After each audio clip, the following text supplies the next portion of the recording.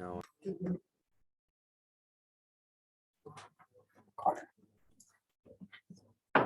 Good evening, everyone, and welcome to the Planning and Zoning Commission meeting. Today's February 2nd. This is our regular meeting. I'm going to call it to order.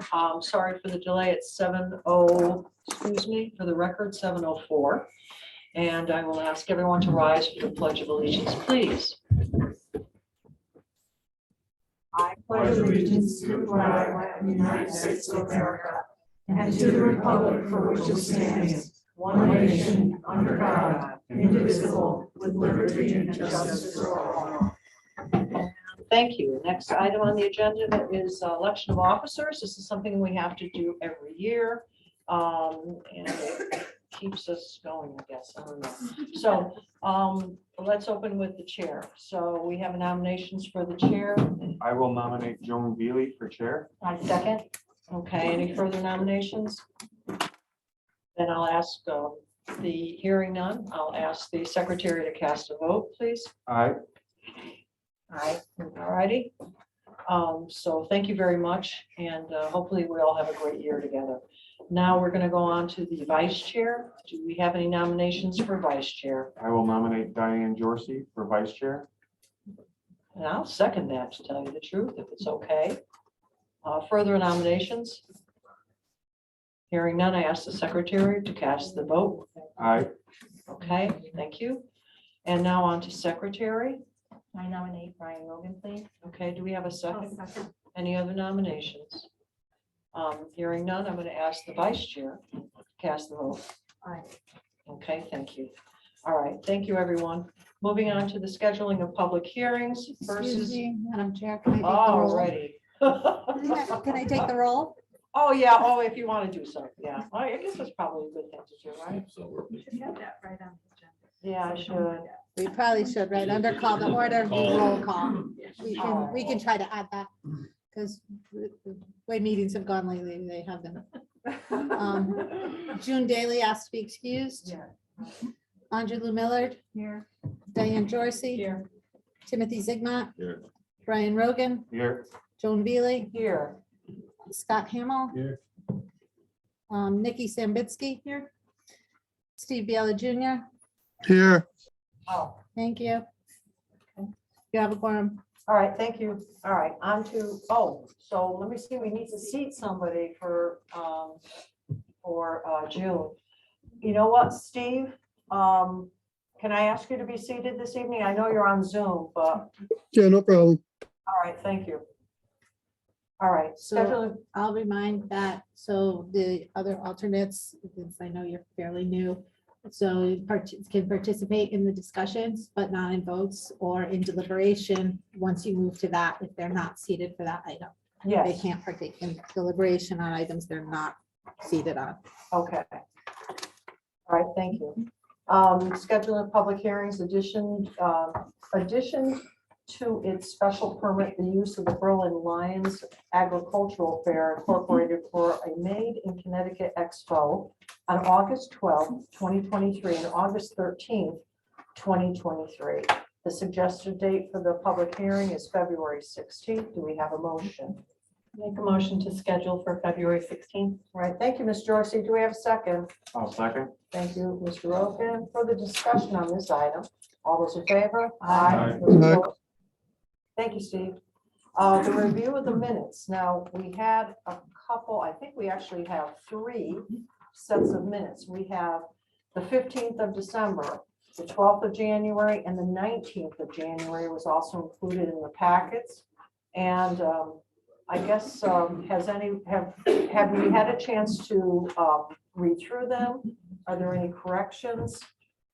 I have corrections for the 19th to suggest. 19th, Approve them separately. yeah, okay, let's do that. I'll make a motion to approve the December 15th minutes as written. Okay, we have Ms. Jorsey with the motion, Mr. Zigmont with the second. Further discussion, any corrections? Then all those in favor? Aye. Aye. Opposed? So moved. Then we have the 12th of January. I'll make a motion to accept the January 12th minutes as written. Okay, thank you, Ms. Dorsey. Do we have a second? Second. Second by Mr. Zigmont. Further discussion? All those in favor? Aye. opposed? Thank you, Steve. So moved. All right, then moving on to January 19th. So I have a couple of corrections. Okay. Now, let me just, a technicality, Maureen, even though January 19th was distributed, but it's not on the agenda, can we still You just discuss add it? it to the agenda. Yes.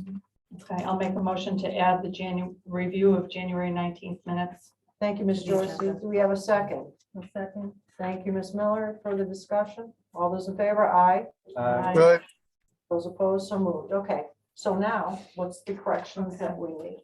On page 7, with respect to conditions of approval for the H2O farms. Okay.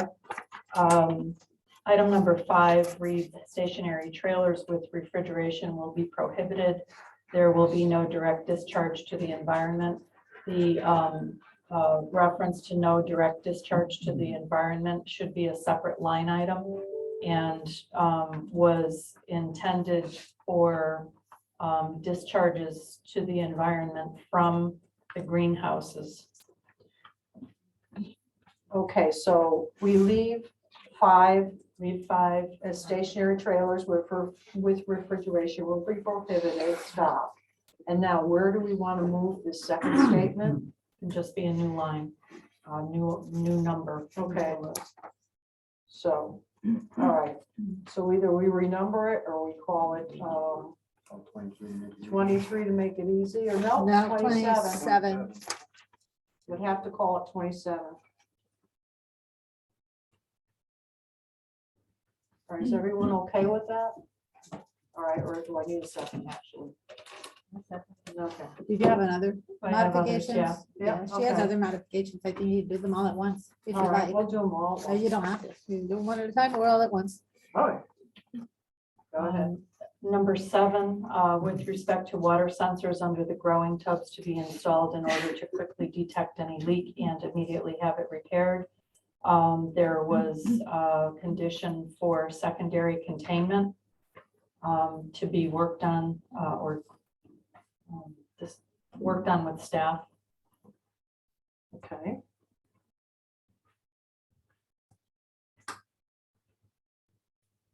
With staff approval. Yeah. Any other things that we can? Yep. Item 13. The last sentence of item 13 reads, a possible sediment container will be approved by staff. I guess I'm okay with the phrase, but my thought was secondary containment. Also, I think that there really are secondary containment options available, but to work with staff on that. Possible, also, how we want to check, do we want to Can you reword work the on the sentence? verbiage on that? Possible sediment container, Potential secondary containment to be approved by staff.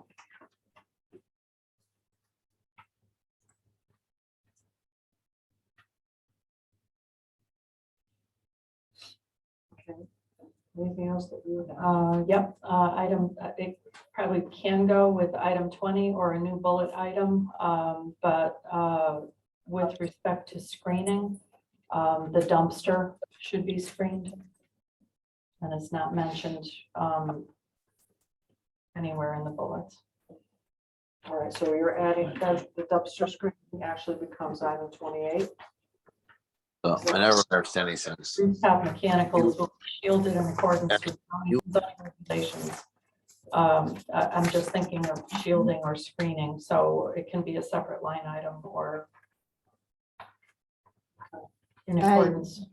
So which one did you? I add? was thinking line 20, but it could be on its own. Did you say it was dumpster screening? Yes, So that's 11. 11, oh, the trash dumpster. Okay. The trash Okay, dumpster will be okay, yeah, located. all right, so I missed that one. okay, not a problem. And I saw one that I wanted to. So forget that correction. We got it. yes, Okay. yes, Not further modified. Okay. those were all mine. Well, I think, and let me touch base on memory, because we talked about trucks and trucks traveling, and I know we talked about the left-hand turn and blah, blah, blah, but I remember discussion. during the deliberations, we talked about no trucks using the local roads and that they have to That's item stay. 3.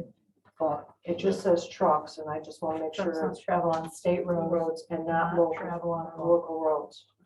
Should we change that to, I don't know, change it. but I want to make sure it encompasses all trucks.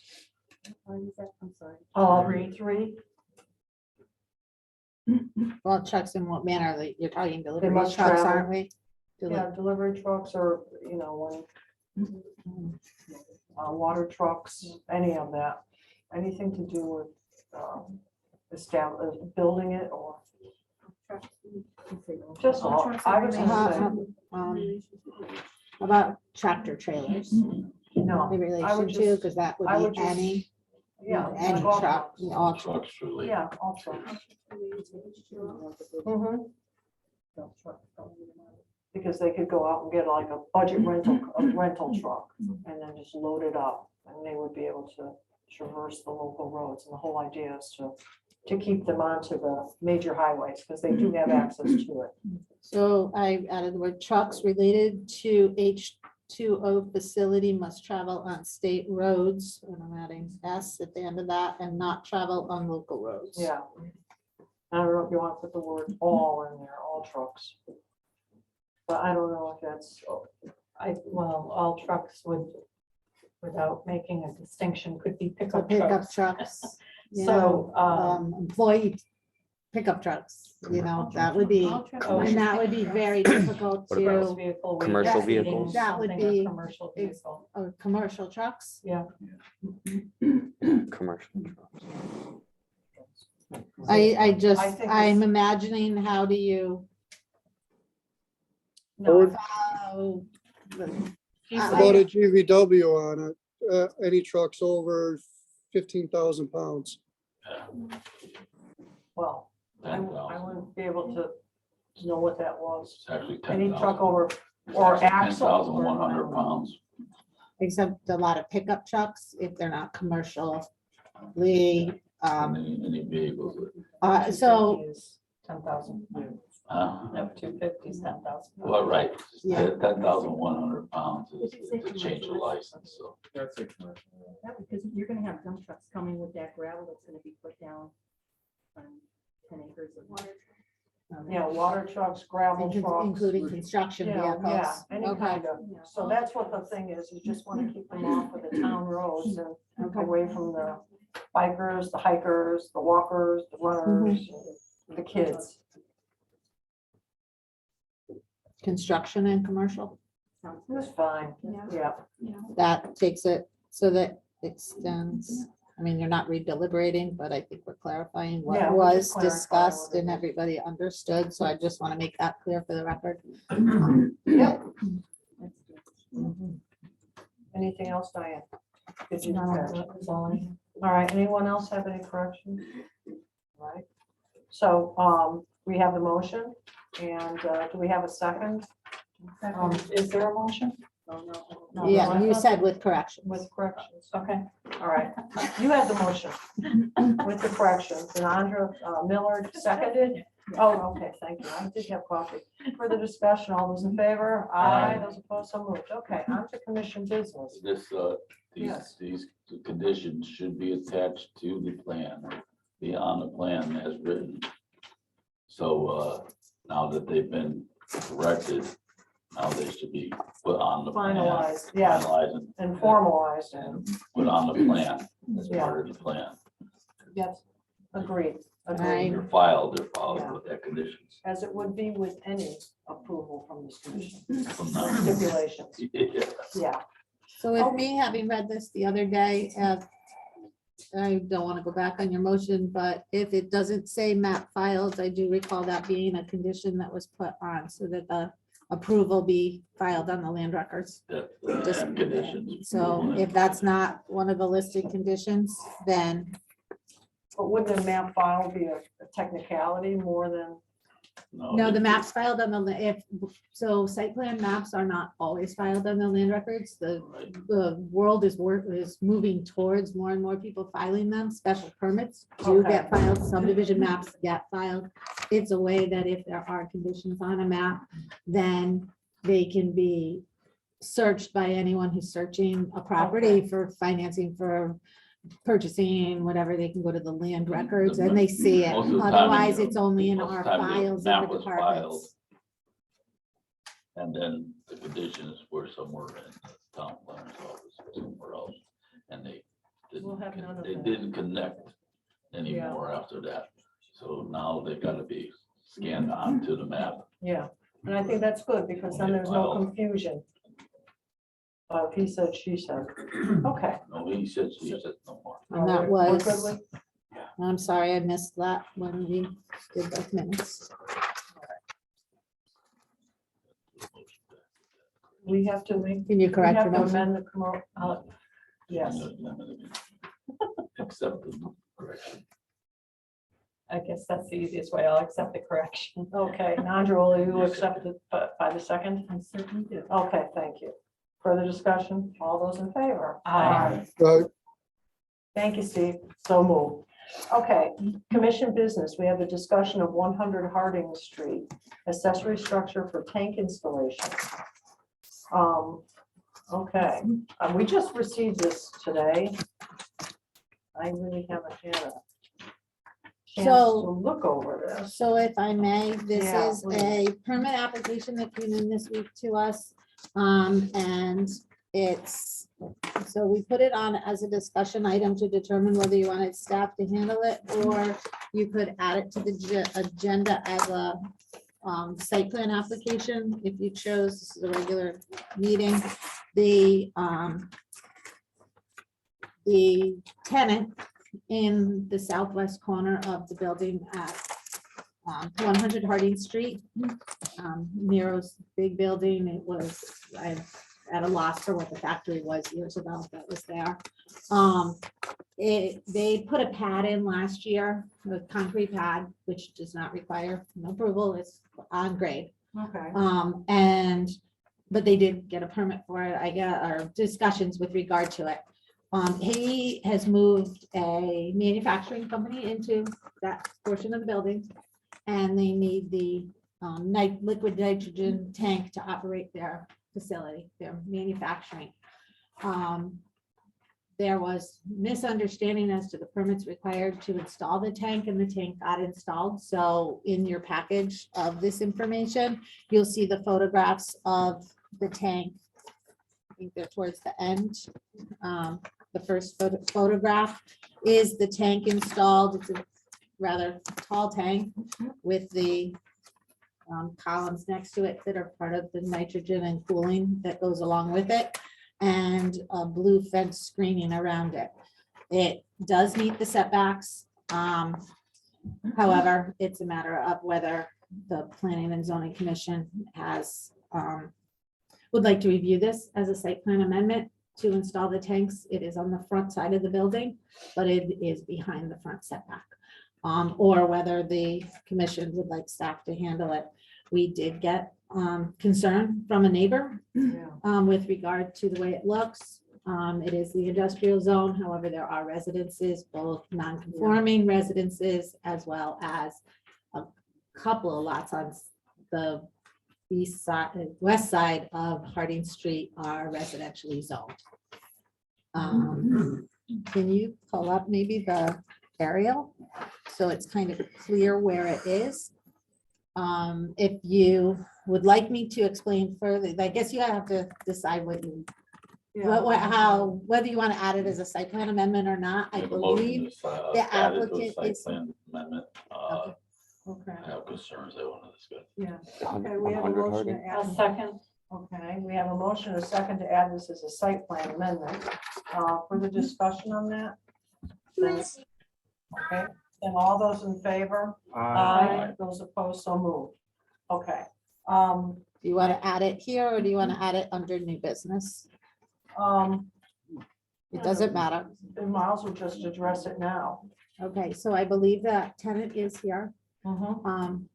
I don't guarantee it, but I think, yeah, he is, and there may be other speakers. Yes. But it is a site plan, so you don't necessarily have the ability to have others speak on it, because it would be a site plan. All right, amendment. yeah, because it's not a public hearing. Right, just it's not a public basically- hearing, Okay, but I can adjust some of what I was alerted to. Two, okay, all right. So you would actually have comments that you received and you would be sharing them. Okay, so let's talk to the applicant first. Okay, so if you want to use the mic, just use the microphone, state your name and address clearly for the record. The microphone is a little bit weak, so you might have to lean into Get it. close to it. Yeah. And when get you're close to it. done speaking, just sign the sign-in sheet, so we have your name, spelling, and everything else. And that's just for the public record. Hi, My name is Nicholas Meister. I live at 344 Inter Street in Southington, Connecticut. all right. Terrific. So, can you just give me a sort of a background on what transpired here that, Sure. So email communications with the town of Berlin, asking about approval for this pad, which is to be used for liquid nitrogen tank, which has, if you ever look at one of those diamond shaped descriptions of what the gases are, it's 000. It's an inert gas. And it's to be used for the, you might have seen it in the photos there. It's manufacturing, will be cutting with a laser, the sheets of metal. And that gas is to the laser while cutting. okay, So there was emails where I had sent images of tape measures to ensure its distance, proper distance and communication had occurred, and I had explained. I normally pull permits for insulation, so this was something new to me. And I said, I apologize for being rookie on this. So please, anything you need me to do, I want to do that. So there was a lot of communication for it. And I may have dropped the ball here. I didn't know I needed to pull an additional plumbing permit for it. I thought it was kind of, if you look at the permit, it does, in the description of the notes, it mentions that it's for liquid nitrogen tank. You see the series of emails, you see rulers on the ground, taking photos of distance from the curb. So being very transparent and exactly what I was planning on doing, trying to do it the right way. okay. So let me ask you a little bit about this nitrogen stuff. So you have these tanks that are outside now. And are you cutting outside or are you cutting inside? We cut inside. Okay, There's so, certainly no empty as of right now. This is what we're waiting for. oh, okay. And, Apparently we're using little miniature tanks, which is very like little expensive. portable Yeah. things? So do you go out to the big tank and get it filled up and then? So bring All it in? Gas is who installed it, and they would bring a large tank and fill up Yeah. the tanks, so you connect a hose to it and fill it out. All right. So there's no plumbing or piping that takes it directly from the tall tank outside to the inside? Quincy Compressors install a stainless steel line that Mhm. just ends, and then All Gas connects that tank to that point. So I was told I need to get a plumbing permit for that, so. Yeah. I applied for So if then, he can correct me if I'm wrong, but just for clarity, Yeah, the large tanks are outside. They have a line that goes into the building yeah, to operate, so they can operate from it. Those tanks are filled by a truck coming to the site and filling them, much like propane tanks at your house would be. Mhm. You know, the tank comes, but then it's piped into your house. They don't transport it manually into the facility. Okay, all right. All right, any other commissioners have questions? Or, No, that's all Yeah, right. I And do. just a few more explanations. But Okay. I'll fill in afterwards. The other. Has the fire marshal reviewed this? Yeah, so as part of the permit process, goes to the fire marshal, goes to the zoning officer, and the building department, and I think that's probably it for tank. And that's when, at the point where catching the fact that it was getting installed and needed review. The zoning officer did do, quite a bit of asking questions in town hall to make sure that we understood parameters. As I said, that one of the concerns we had was it's kind of large right there yeah, along the street. So my initial reaction was maybe they could paint it to blend it in. They can't. It's required to stay white. It's required to have, requires 1 to 2 approximately 12-inch placards, which are green, to identify it as a non-flammable gas.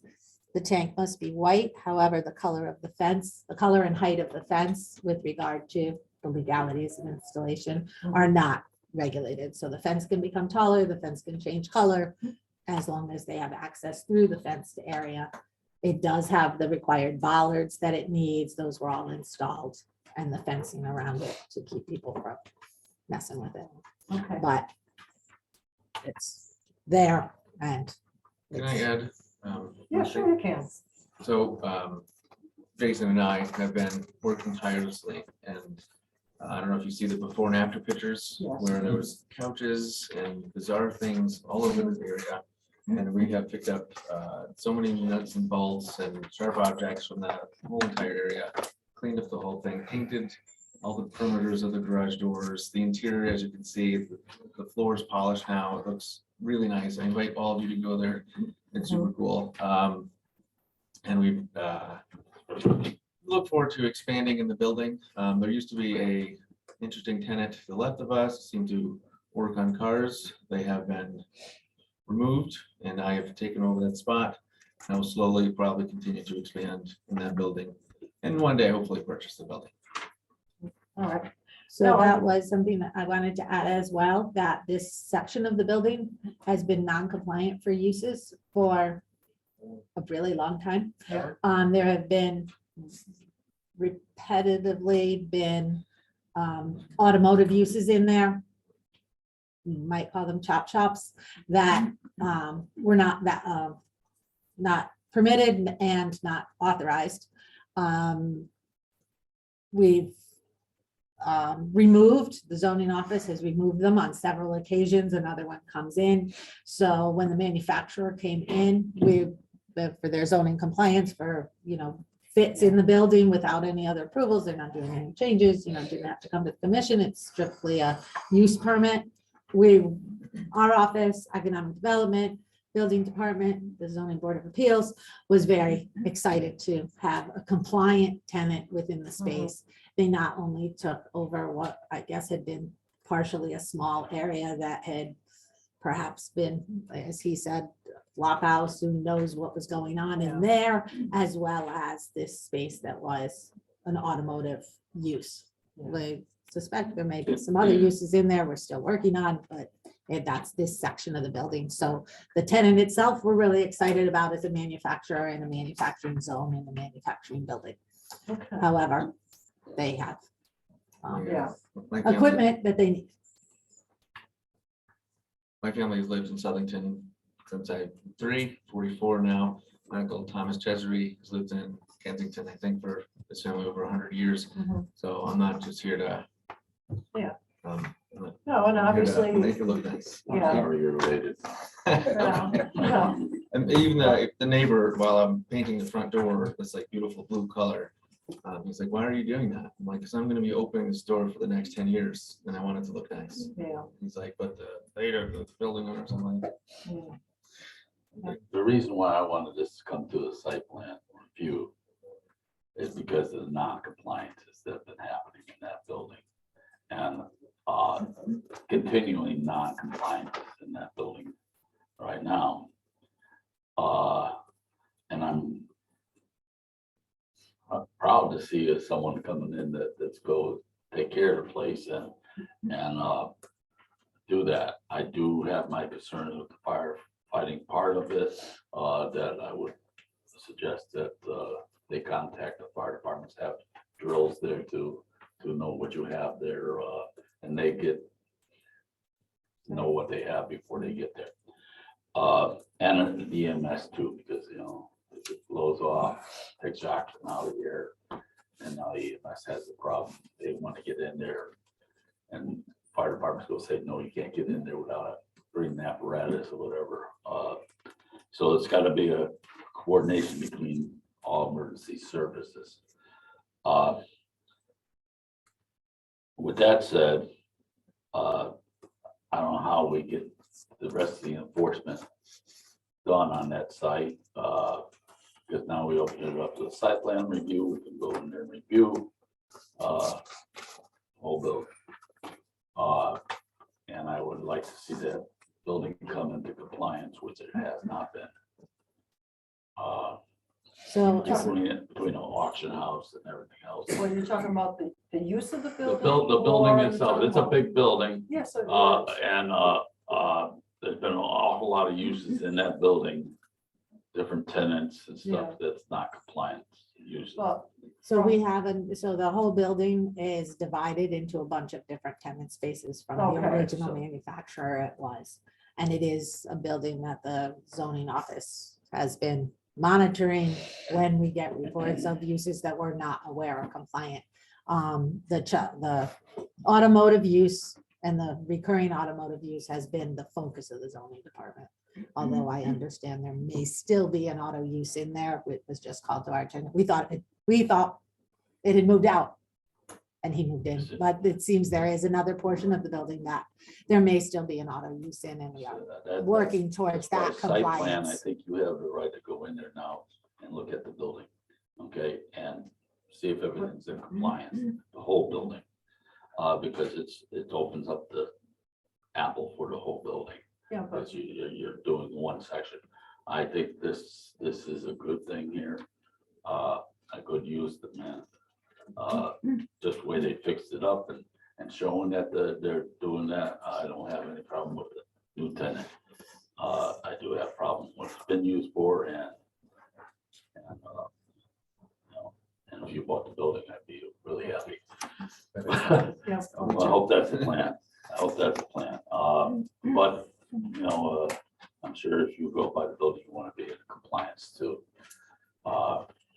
So anything that helps us get that in compliance, and it might be through this site plan. That might get that compliance in there. So we do have owner authorization that came with their certificate of compliance for their use. So we should be able to get in, go onto the property Right. otherwise, and I'll just verify that before we. yeah. Right, But so- zoning is pursuing the property know, because we, I- like I said, we were just With called to this- our this attention another application or issue. This, people going in now, I don't have that problem, as long as they coordinate with the fire department and EMS and stuff, because what they're handling. That's normal stuff. Yeah. The We fire have- marshal has come into the building. Yeah. They even tour the area and show him everything. And it seems like the zoning officer is aware that there are some non-compliant uses, so Mhm. he or she has Hey, to Polly. has yeah, been has working to- with them. pursue them on a separate issue. I But I know. think as we look at this. The I permits give understand- us authority Yeah. to look more closely, Exactly. enter the property. With the Alright. site You plan said that. and the permit process, now you can go in there and Yeah, really look at everything. yeah, and I think that And that's that's her what I'm intention. recommending to the zoning Yes. and all building departments and fire departments and everyone else get in that building. Because it's been a nightmare. I It's will, been We've also Just to called address OSHA that. on ourselves. I know that sounds funny, but we want to be in full compliance. We're trying to gain our ISO certification, Yeah. which is a lot of paperwork. Hearing you guys tonight, I'm like, oh, Yeah. that's something that we have to do. So, Yeah. and they actually were so excited when we called. They're like, no one ever calls us. Oh, geez. We go get your. we don't call first. All right. You call first. It's good. Oh, They help. That's- They're very helpful. I have That's another- very respectful if you go get this, you'll call them in and get your ISO. That's right. And Nikki, I think you have a question? I have a question. Yeah. Do you have a contingency plan in place should something happen with the tank or with the gas itself? I mean, I know, What, and what, like if it gets. Something crashed bad God into- forbid happens. something happens. I know Commissioner Zigma talked about, having the EMS and the fire personnel there, but during the time between they're leaving to get to you, do you have some kind of contingency plan in place just in case? Right now, there's nothing. It's empty. Well, no, Until you but get. do you have some for when you, for So if say and when? it's Yeah. full and it's in operation, so it is, the concrete is off and up another foot from the pavement. And then there's ballards. If someone still magically was able to crush through all of that and hit the tank. As you mentioned, it would suffocate someone in a sense. And it being a pressure, it's non-pressurized, I think it's just filled. Yeah. It's not like so what could happen, it'd probably leak out at most, but it would really, I mean, you would have to on purpose. So if an 18-wheeler worst case scenario was driving and somehow made that 90-degree, you know, and another 90-degree left turn, and somehow made it through the ballards, it's probably no matter where that would happen. It's unpressurized now, but someone puts flames against it. It is not flammable. It's going to be, it's not flammable, but it's going to now pressurize that tank. Heating it up. Yes. Yes. So which is why it depressurizes itself. As it never keeps a high level of pressure because it kind of fizzes off. Yeah. Which is just nitrogen, which is part of the oxygen. We looked at other things that we could do. You can draw nitrogen from the air, the nitrogen generator. But in order to make clean cuts, you need 99.999 purity in the nitrogen, and we want to be the best. So, yeah. Maureen, I think you said that you had taken in some input or whatever from neighbors or concerns did. there, So it was verbal at the Yes, counter. okay, that's fine. However, the concern was the size without screening. Again, I don't really want to speak for the gentleman that came in, but my first thought was, okay, paint it out to match the brick. Well, it can't be done. That's just against the rules. One of their suggestions was a taller fence. Mhm. Whether the fence and the color of the fence would be compliant with regard to what the commission thinks is appropriate. Those are all up for discussion. One of the discussions we had within the office as a brainstorming was, for instance, well, how tall could a fence go without, how deep do you have to dig the footings, et cetera. And a thought was a tennis fence, say around a tennis court, is well over the height of this. This fence, I think, is 6 feet high. Yes. Yeah, so this is a 6-foot high fence.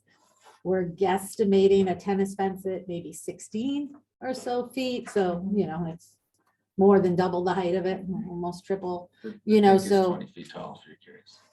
The tank is 20, this tank is 20 feet high. So, with screen, if that's,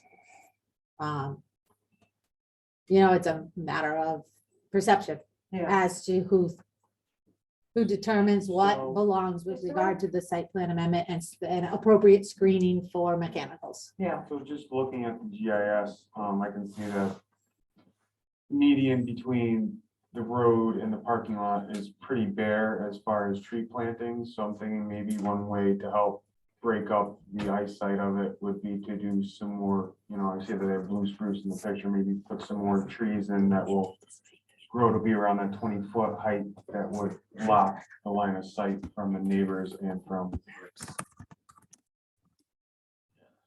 I was just waiting, I was waiting for you to just move the mouse around to show me where on the He's- overhead. He's gonna bring up the Google Street View Okay. so thank that you. then we can kind of get the Yeah, then perspective I in can get a both perspective, directions. Yeah, because I think the thing that, as far as the silver or the white container, I don't find that. Go a little further down and turn around. I think the blue fence kind of makes it So- really pop out. Body around. It's pretty much in the area of that red car, I believe, is Oh, where okay. the tank has been installed. And so you have a couple of trees there since, well, you can see a couple of them, I think, on the other view, but Yeah, so my thought Yeah. would be turn it into a hedge almost. So Yeah, fence or planting, and I think that would break up the appearance. A little thicker planting. yeah. Ms. Miller? Maureen, so the neighbor that came in to talk about this, their concern was it being out there where they can see it, or are they worried about what's inside of it and it coming out when any accident? I think more, what I understood was that they realized the bollards were there and all that. But they looked at a couple of industrial properties and seen that some of them had placards all over them, stickers, and that the ice buildup happens on the columns that are next to the tank. On that picture, you can see the columns next to it. You get ice built up there because that's a refrigeration. And therefore, what are they gonna be looking at? Is it gonna be unsightly what's being seen? So it could it be screened better? So if the fence goes up higher, so would the cement pilings to sit there and protect it? Did the neighbors say anything about the 3 couches that used to be there? Well, I'm sure that the neighbors appreciate the fact, no, I mean. Appreciate, honestly, the overall. They appreciate that you cleaned it up. Yeah. But what they're just concerned is that now that you've taken the steps to clean it up, which they're happy about, they just want to make sure that it's safe, and they probably want to make sure that it's as subtle as possible. I mean, because I look at the picture and I see this bright blue fence, and I just wonder, was that required? The We- blue? We like the color blue. Well, I love the color blue too, but I think it really just pops it out, and I don't know. It's based on our logo, has blue in it, so every blue trimmer on the large garage doors, the 2 entry doors are blue. Okay, so then the green, that was suggested by Mr. Rogan, unfortunately, I can't take public testimony because it's not. I'm one of the neighbors. Yeah, I know, but because it's not a public hearing, this is just a commission business that we're doing. It's not slated for a public hearing. I can't take public testimony. That's why I'm asking our planner, because she has had contact with the neighbors, what the concerns are. So I'm drawing them from her, which I can do, but unfortunately, without this being into a public hearing, I can't take direct testimony from the outside. But, so going back to it, I guess maybe with the screening that's being suggested by Mr. Rogan, Commissioner Rogan, that would help. But Andra, I think Well, my first question is, was there any consideration of putting this anywhere else? Like behind the building, or does it have to be in front of the building? Because well, we're not seeing it now, but There was a consideration. I spoke with the town and said, would it be okay to put it here? Because it's the shortest run. Because initially, when we took the building, we were only the front half. So considering the back was kind of out of the question initially. During, after the pad was installed and other tenants started to go away. And then we gained the other unit, and it was only kind of back. But it was initially, I would definitely considered it. It being the shortest run, piping wise, is why I chose the front. But if I had the back, it would have been a different story. But Mr. Hamel, did you have something that you wanted to add? No? Okay. So so the concerns of the neighbors were the safety issue and also the screening? The screening, Okay. I understood mostly the screening and the unsightliness of what the tank could become if it had to have additional placards. That's why the zoning officer investigated how many stickers needed to be on it. You know, you drive by tanks and they might say flammable, and you know, it's everywhere, and they're bright orange and they're green and they're red and they're all kinds of colors, as well as the freezing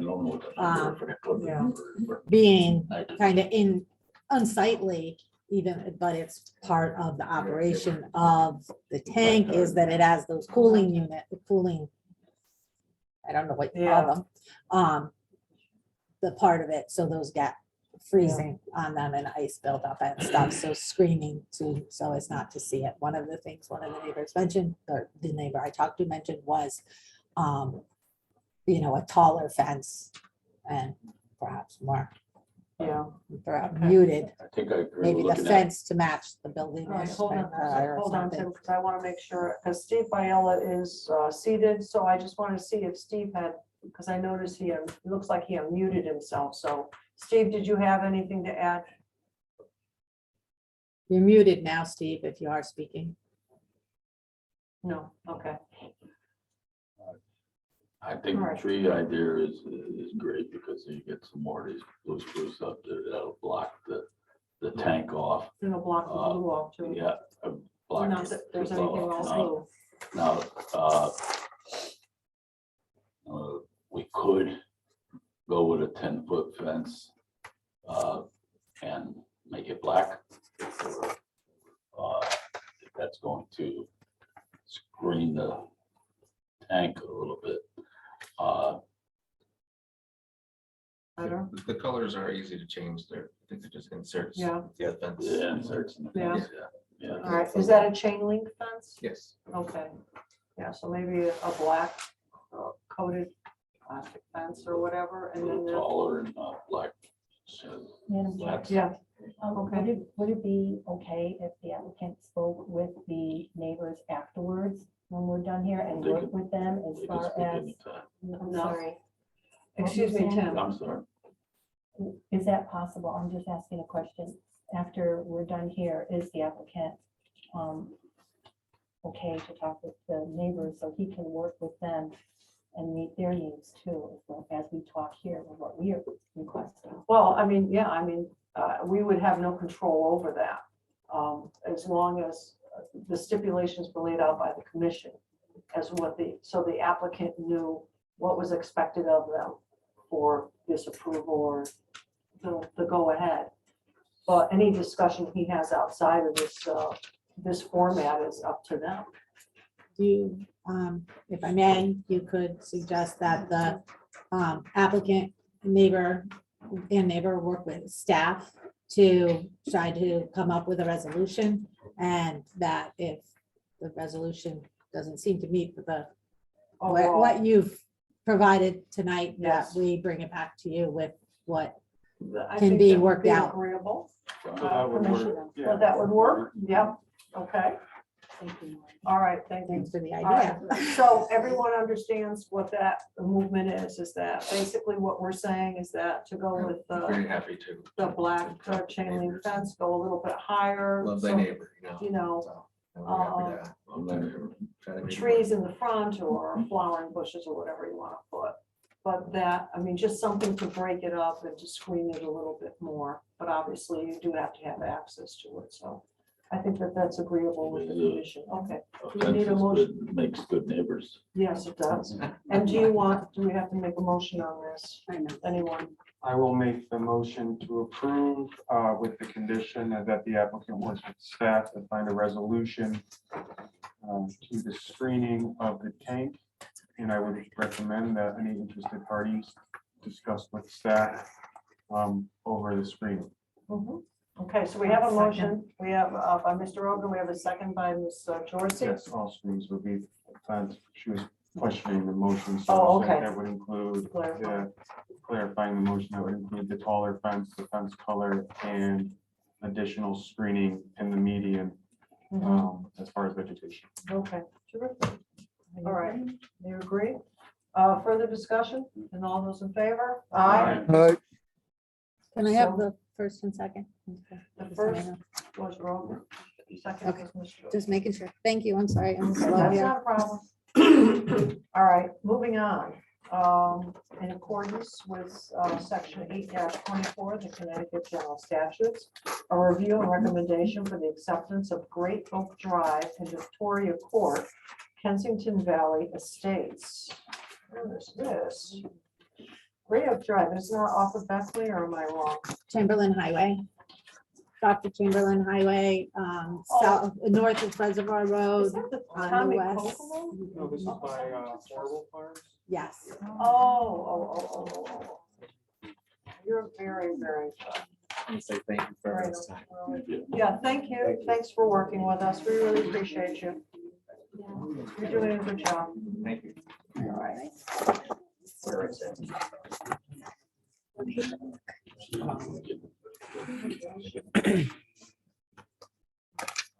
Here it is. Okay. These streets weren't accepted?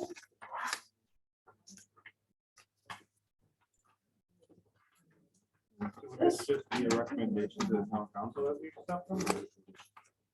Are they still valid? I mean, how old is this? So this is the street acceptance. Mike Ahern is here. Is here. Oh, good. our town engineer and director of public works. To tell you, town council saw it, we're working on the acceptance of the streets.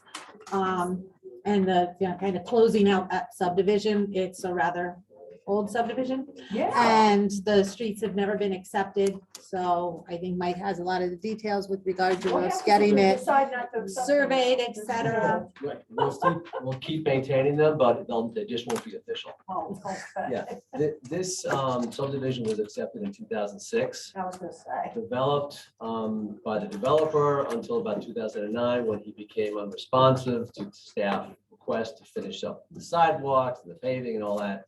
So the town called the bond, finished up the paving, installed trees, street trees, some sidewalks and some other things in the corners. And then there was some sort of, I guess, most of the work happened until about 2013. And then for whatever reason, it kind of fell off the radar. And the reason we're focusing on it now is finance wants to close out these old bonds, and we realized we have money to finish the project. So we've retained a surveyor to put in the monuments along the street line, to prepare as-built plans and profiles, which we have, and they're in your packet, I believe. So we can now file these and officially accept them. But we've been maintaining these streets since probably 2008, 2009, when the developer took off, basically. Who was the original? I The forget. Pinto The Pinto. I knew. went south, I believe. Either. So this is basically just housekeeping. then? This is old Yeah. business we want to take care of, and, you know, I can't believe it hasn't been taken care of by now, but Wow. we have the bond money, so we're able to get the drawings together and also make sure everything is constructed to town standards. It has been, so we're fine with officially accepting them. We've been maintaining them anyway, so they're quasi-public anyway.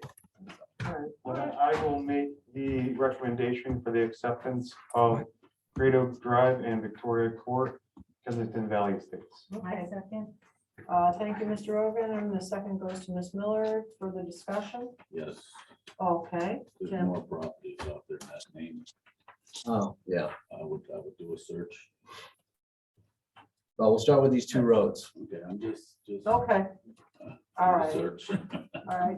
Any other questions or comments? Okay, hearing none. All those in favor? Aye. No, Thank you. So moved. Thank you. Next, thank you, Mr. Hearn. Clarify the vote of notice regarding the extension of the moratorium on the multifamily development to August 11th, 2023. So this is really housekeeping. Okay, What, if you might recall at the meeting, you discussed it at public hearing. And then immediately took the vote to extend the moratorium, mhm, close the public hearing, then immediately took the vote as opposed to at the end of the meeting. It was missed when the legal ad was printed for that. oh, I see. And so in order to properly notice and have the appeal period and everything else, we need to redo the vote so that we can post the legal ad within the right number of days. Just the So- vote, or do you need a motion? No, the motion and vote would be fine, and I think it's actually, Could change it to we got- 2024. I got waylaid while I was looking for it earlier today, but I think it was in the December minutes. So I think it's in the minutes that you have in front of you. I wanted to make reference to the minutes, but I thought. Now I lost my minutes entirely.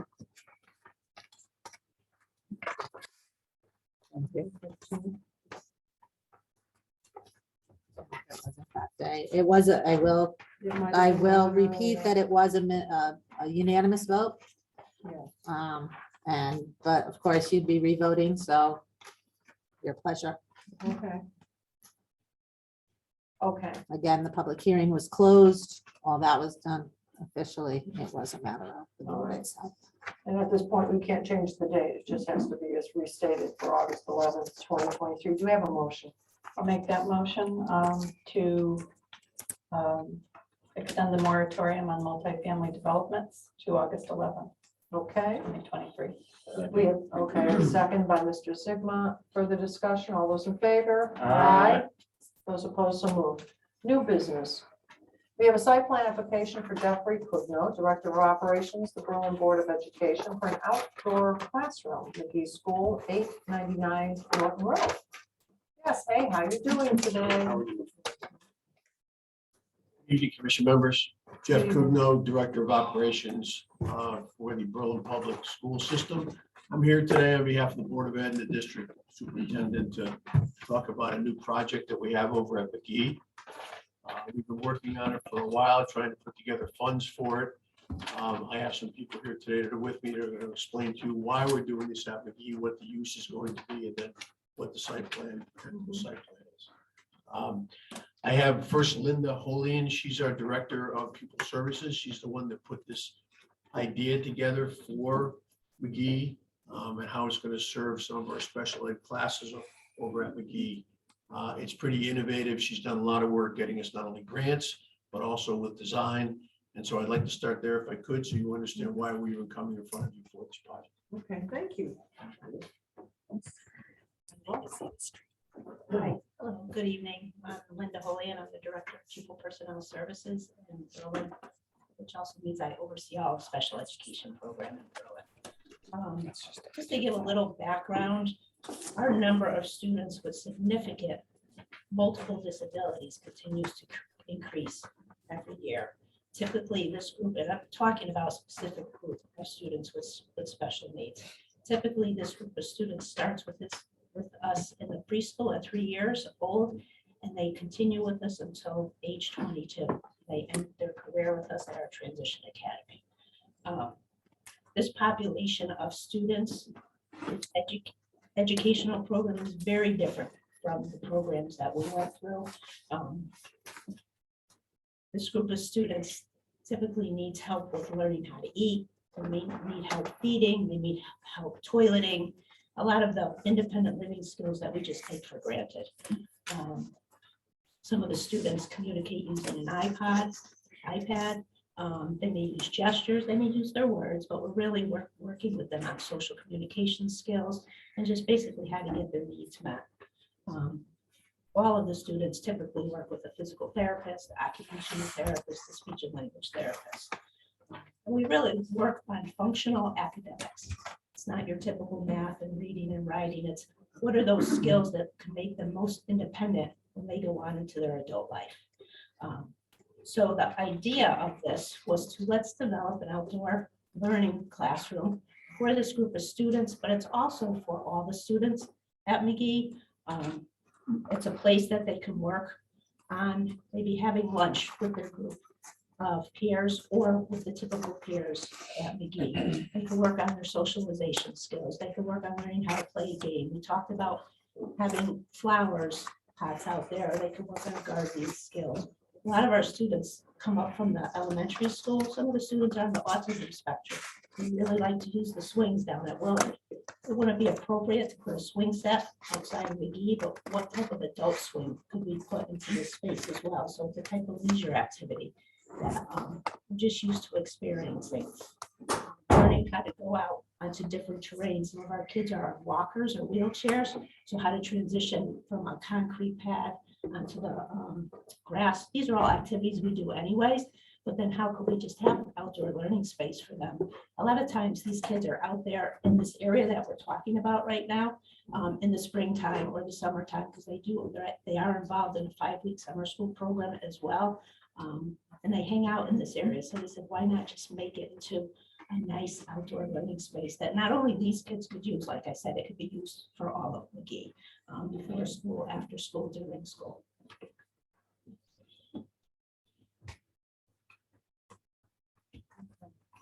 All right, thank you.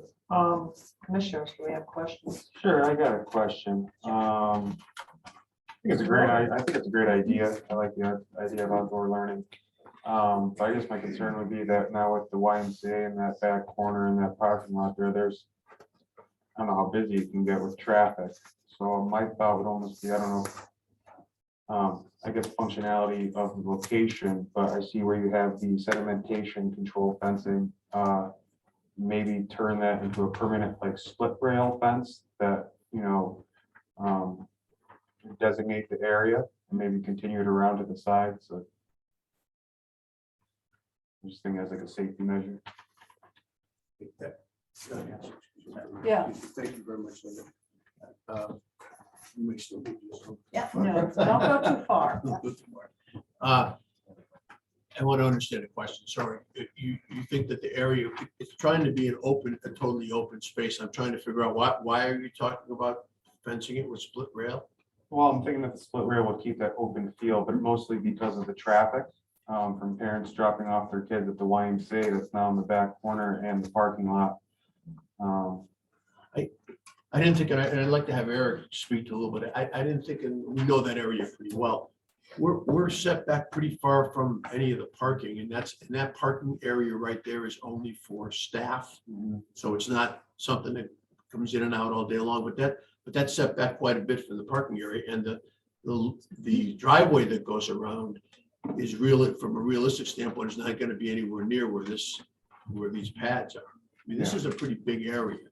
Yeah, The entrance up on top is really all the way around the building. So again, I'm just questioning why. well, you still have the cars driving back and forth to the YMCA. That's why I'm saying if you look at where the sedimentation control is, it's far enough away where it still maintains that open character that you guys are looking for. And I think, well, that's why I said split rail, it's teasing, but it would just, to keep even, the high schoolers who are just going out there for lunch or whatever, it would say this is, the outdoor classroom area rather than just everybody just. Designate the area. Yeah, I know that there's a certain aesthetics that goes on in front of McGee with the open areas and so on and so forth. So again, I would bring this back to go. There's gonna be some aesthetics that the principal and everybody else is gonna want there also. So whether a split rail fence would be what it is, it could be something else. Something that just means, that's what I was thinking, it would maintain the open characteristic that you're looking for an outdoor classroom, but still designate the area. We've been doing a lot of state fencing, the black state fencing, like the Farm Tammy, a lot of different things about Farm Tammy. And it's pleasantly, the thing you could see through it, and it's pleasant to the eye. Might be a way to designate that area, because it's not a high fence, maybe a 4-foot fence, but designate that area to what the purpose is. Yeah, I want, and I do understand, I just wanted to understand if it's a safety issue too, or something that we want to have on the fence, that I can see that, you don't want kids going, but the kids can walk over there now. Yeah. They're there around McGee all over the place now. We're just trying to make there where there's something there that they can use and focus their attention on. I'm not against putting safety fences up if that's what's needed. I would think that it would be both for like designating this as the area and, seeing as the needs of the children or special needs, it would keep them in the areas and so that they don't wander off into the road. We talked about that, like many of these students have one-to-ones with them too, so there's adults with them, but too, the area where we looked at the space, their classroom is right in front too. Because we thought about that as well, is that we didn't want this to be distracting to other students that are learning, but the classroom where these students are learning is right in front of where the pavilion will go. So we also looked at how far would they have to walk from their classroom as well. You can see the fence behind your demonstration here. Your picture here, it's not to the pavilion, there's fencing around. Yeah, back there, that good use of fencing. Eric, any comment on that? Yeah, I do. Sure. Eric Jarbo from AI Engineers, he's a professional engineering firm that has put the site plan together. So. Okay. I wouldn't want to put a split rail fence along that because granted, it's low speed roadway. The split rail fences are inherently dangerous for vehicles. They create a spearing hazard. So if somebody were to accidentally like leave the roadway and hit the fence, it could just spear right through the car. People have been impaled and killed by split rail fences. Granted, it's low speed. I understand that, but I'm not going to be the one that puts a split rail fence in. I understand the idea of like isolating it or giving some sort of buffer.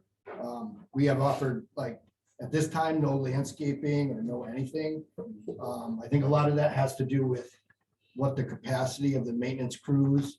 It's a town maintained facility. There was landscaping out there at one point in time. and they actually removed it because no one could keep up with it. So I think it's a matter of, it's just that careful balance of what we're putting in, and whether or not it can be maintained properly. I think that there is a natural swale if you, I don't know if the contours are on Mhm. your map. There's a natural swale there, which is a great thing, and that acts as a bit of a buffer, between the roadway and because it's a little bit of a hill coming down from there towards the roadway surface. But, I mean, we could certainly, size the plan, but I would be hesitant on the split rail fence. But maybe some other, type of aesthetic, treatment, if that's what the goal is and what we should do. I think aesthetics in that building would be an improvement because it's when it was built, 69, is that what it is? It's a while back. It's a long time, and it's that here. It needs some sprucing up. Okay, I have a question. Yeah, I have one thing to add to that. Yeah. Like we just- No, that's okay. Go ahead, Mr. It's not that we're not going to do any planting and things in here. We're gonna have something that comes to talk about what's gonna be around these patios, what's gonna be around, because we want it to look nice. It's the front of the building. I mean, we're not, to your comment, Mr. Commissioner, we would like that area to look a lot nicer. So there's going to be some plantings out there. The building. We just haven't designed those yet, nor have we come in to anybody to go, how do you like this and how do you like the look? The same thing with the pavilion. The pavilion is we know we're gonna put a pavilion up there. This isn't the picture of the exact pavilion that we're gonna have there because we just received our money for that. We're gonna actually choose a pavilion and come, and if you'd like us to come back and show you what it looks like from a design review standpoint, that's certainly something we would do. At this point, we're trying to get the okay with the initial money we have to do the pads and to do the sidewalks and to get everything in the spring. So, because everything else is gonna be added on afterwards in other phases. We did just find out, I will tell you, is that we do now have, because of the good work of Linda, we've got enough grant money for some of the new grants to come out to help out for these things to do the entire project. We just don't have it designed yet for the project. We just need to pass. I just thought of something that if we're looking to do some sort of a buffer along the roadway, I think the ideal thing would be like if you go to a state park, the DEP guide rail system, it's sort of a guide rail system. It's kind of like, but large wooden, I think they're probably like 12 by 12 posts with heavy timbers connecting them. And it's sort of, that's like a type of guide rail system that's, you can only use it for low speed, and all that kind of parking areas or whatever. That might be an appropriate treatment if we're really looking for a physical, if that's a concern. But to me, I would kind of default to, the school, they're the authority on the safety of the kids. And if they need something, that's probably what I would propose. They're nice looking, low maintenance, they last a long time, and they're worthy of getting hit with a low speed vehicle. I just want to kind of step back in time a little bit because I know that you were before us and we surrendered 4 of the classrooms, I think, over to the Y. Now, was that, okay, was that a daycare center or was Yes. was that for special needs too? No, that is the YMCA. That's a tenant now. We have a Okay. new system over there. We have the Y as a tenant Yes, okay. in the school, in the town's building, the school, Mhm. both at Hubbard and at McGee. Now, McGee is up and around where the turnaround is. So you Mhm, don't yeah. turn around John here. Yeah, that's a tenant, and it's daycare, yes. It's Okay, daycare, and it goes everywhere from infant to preschool. so this proposal for this outdoor classroom, Yeah. you had made note that it was not only going to be for special needs kids, but it was Yeah. also going to be for the regular students. That would not include, that comment does not include the YMCA daycare. They have Okay. their own playgrounds. All right, We built both in the back of McGee and in the back of Hubbard, okay. their own designated area just for YMCA daycare. Mhm. And it's number one, because it's appropriate, we wanted it that way, but secondly, you can't even get a license for daycare unless you have that. So they have their own areas. Okay. How will you or what is your plan to regulate the usage of it then? I mean, because it seems that the primary purpose of this is for special needs kids. And, oh, by the way, as a footnote, I think it's very sad that we seem to have so many special needs kids. And I'm not sure what that's about, but I think it's, I just think on a personal statement, that's very sad that we find ourselves in that situation, but I guess what I want to know is how are you going to, how is this, the regular students going to use it, but the special needs kids are going to, because I would think that that's the primary reason for this. You want to address that, Mr. Prince? We have multiple spaces right now in all of our schools that you just use a sign out. So it would be some type of sign out usage to say, you know what, this is when it's blocked off for these times, all the time for our students. It's called the BLAST program. But then these are times when maybe one of the school psychologists wants to go do an outdoor counseling session with a group of students. So it would just be through a sign out chart. All right. Really, I could visualize, like, realize the administration of the school, there's obviously the principal and everything, and all, Yeah. everything is scheduled. So this would be an outdoor classroom, it would be scheduled like a classroom. Okay. We kind of visualize that when classes are over, certainly any teacher's gonna be able to come out when it's not being primarily used by the BLAST students, okay? It's Okay. only gonna be a few times, they're gonna be able to schedule things out.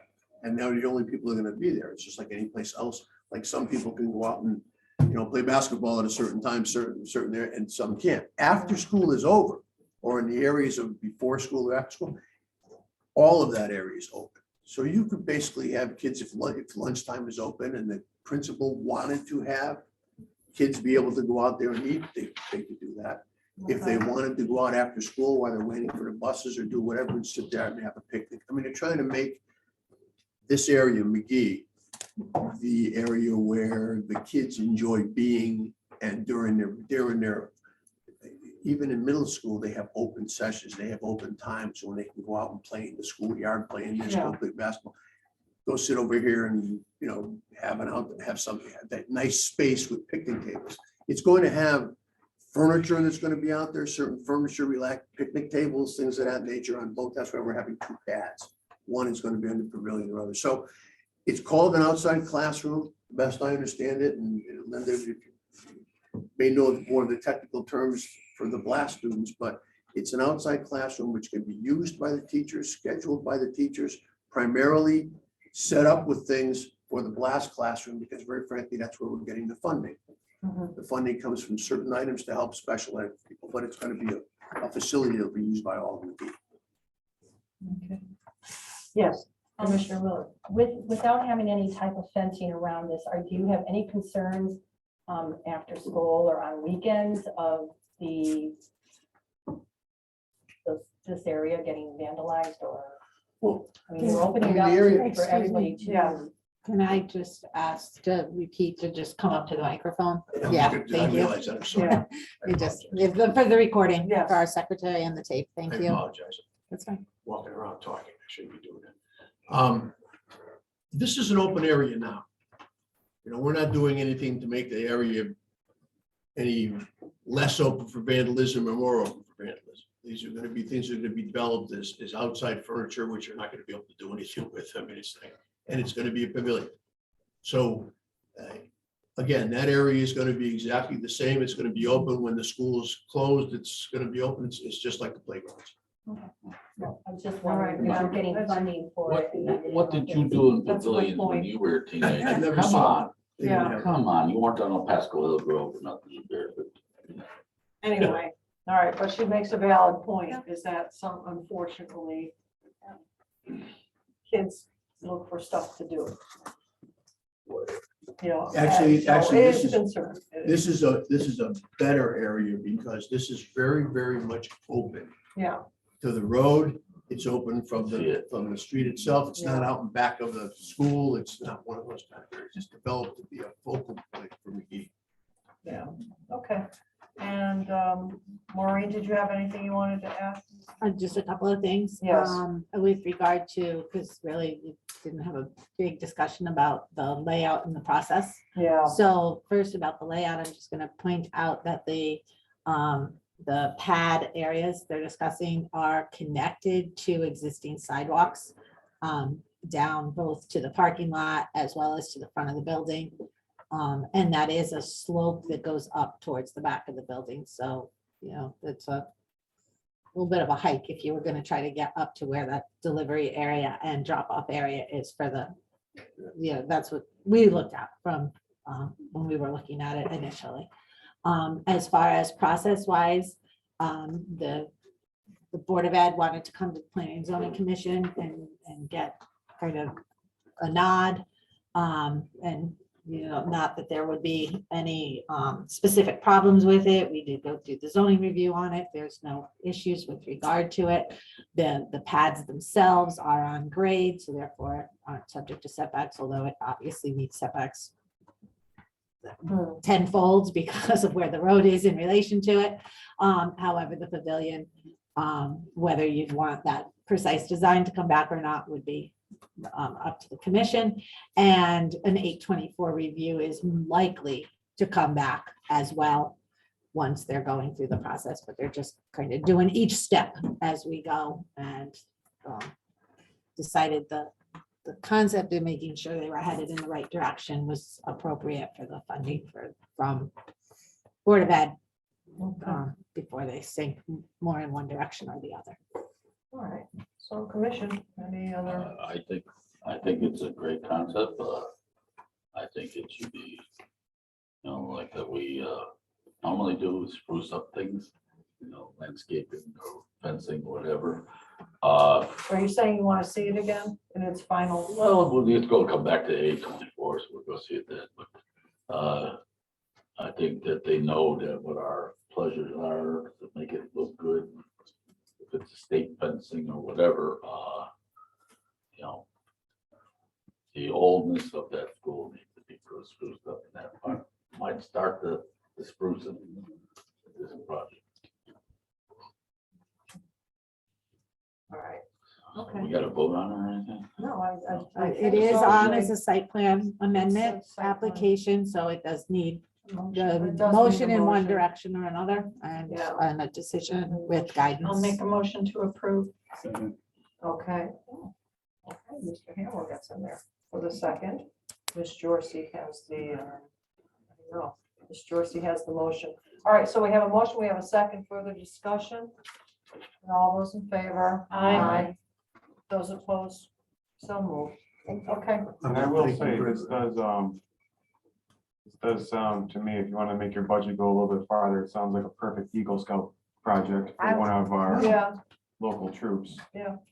You know, there've been a few other suggestions also, and that is a good one, by the way. That is a good one. That's a very good one. They're always looking for ways to earn their credit. Right, and we've got money for materials and all that kind of stuff. Yeah. One of the other things that was mentioned, and I'm not proposing it at this point, but just because we may come back to you with it, is, or at least the Board of Ed will be considering it. You know, this is also the kind of thing that once the pads are put in and the funds are allocated, and if we have other funds left after we do the pavilion plantings and things we want, this is the kind of thing that you could, if you wanted to, have bricks with the names in it all the way around if you want to contribute money. I mean, this is going to be a very, very nice thing. So we just needed to make sure that where we were building it, that it had the right systems and it had the right access and everything else. So we can help us out with that. But we're thinking this is going to be something we're next.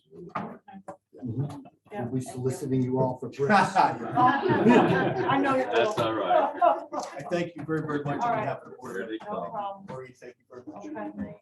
Good night. All right, public hearings. Do we have a call for the public hearing We don't or have- we don't? Okay. 'cause I do notice there is a new thing on the agenda that we're opening tonight, which is the self-storage. I don't think that was called into. What, did we open that public hearing? I'll find the call.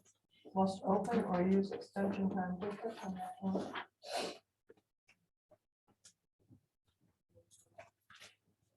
Give me 1 second. I'm sorry for that.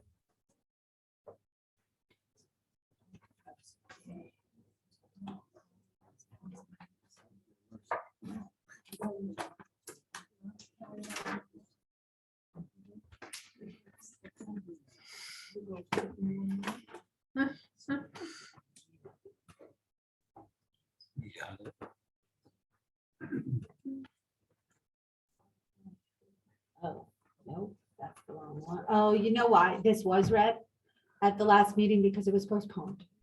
Okay. So it was a public hearing that was noticed for the January 19th meeting, I believe, and I will double check that public hearing notice. And at the last meeting, you continued it. So you did read it as item number D. I believe that's when you're talking about the self-storage is the one. Terrific. Yep. Make me start to kind of blur together. Hey, clearly they did for me too. I didn't remember that either.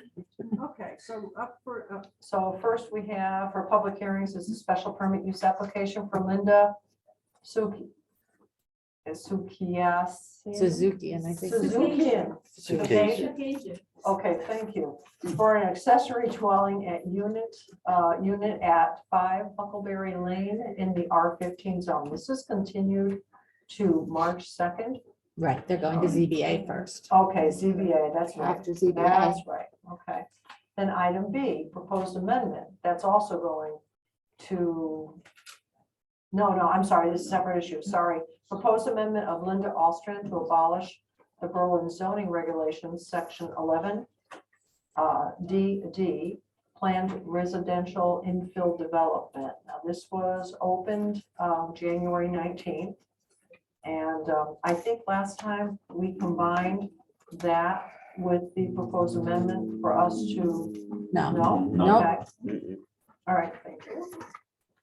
All right, so item B, let's talk about that. Did you say something? Yeah, I was trying to say something. Okay, all right, I thought it was something, okay.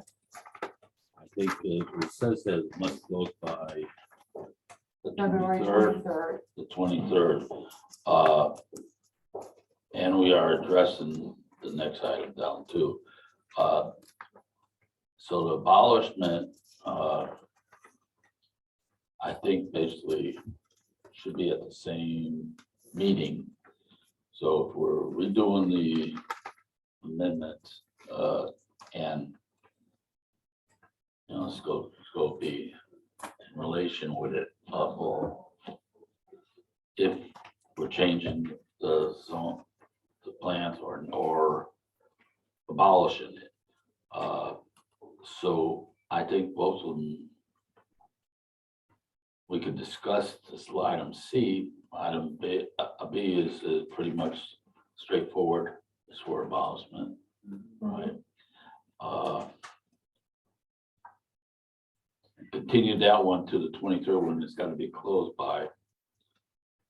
We would still have to take testimony. Most public hearings, so we still could take Yeah. testimony yet. Yeah, Tonight we can take exactly. testimony, yes. Yeah. You know, and it's just, I would just think that because they're related, they should be on the same night when the final decision is made.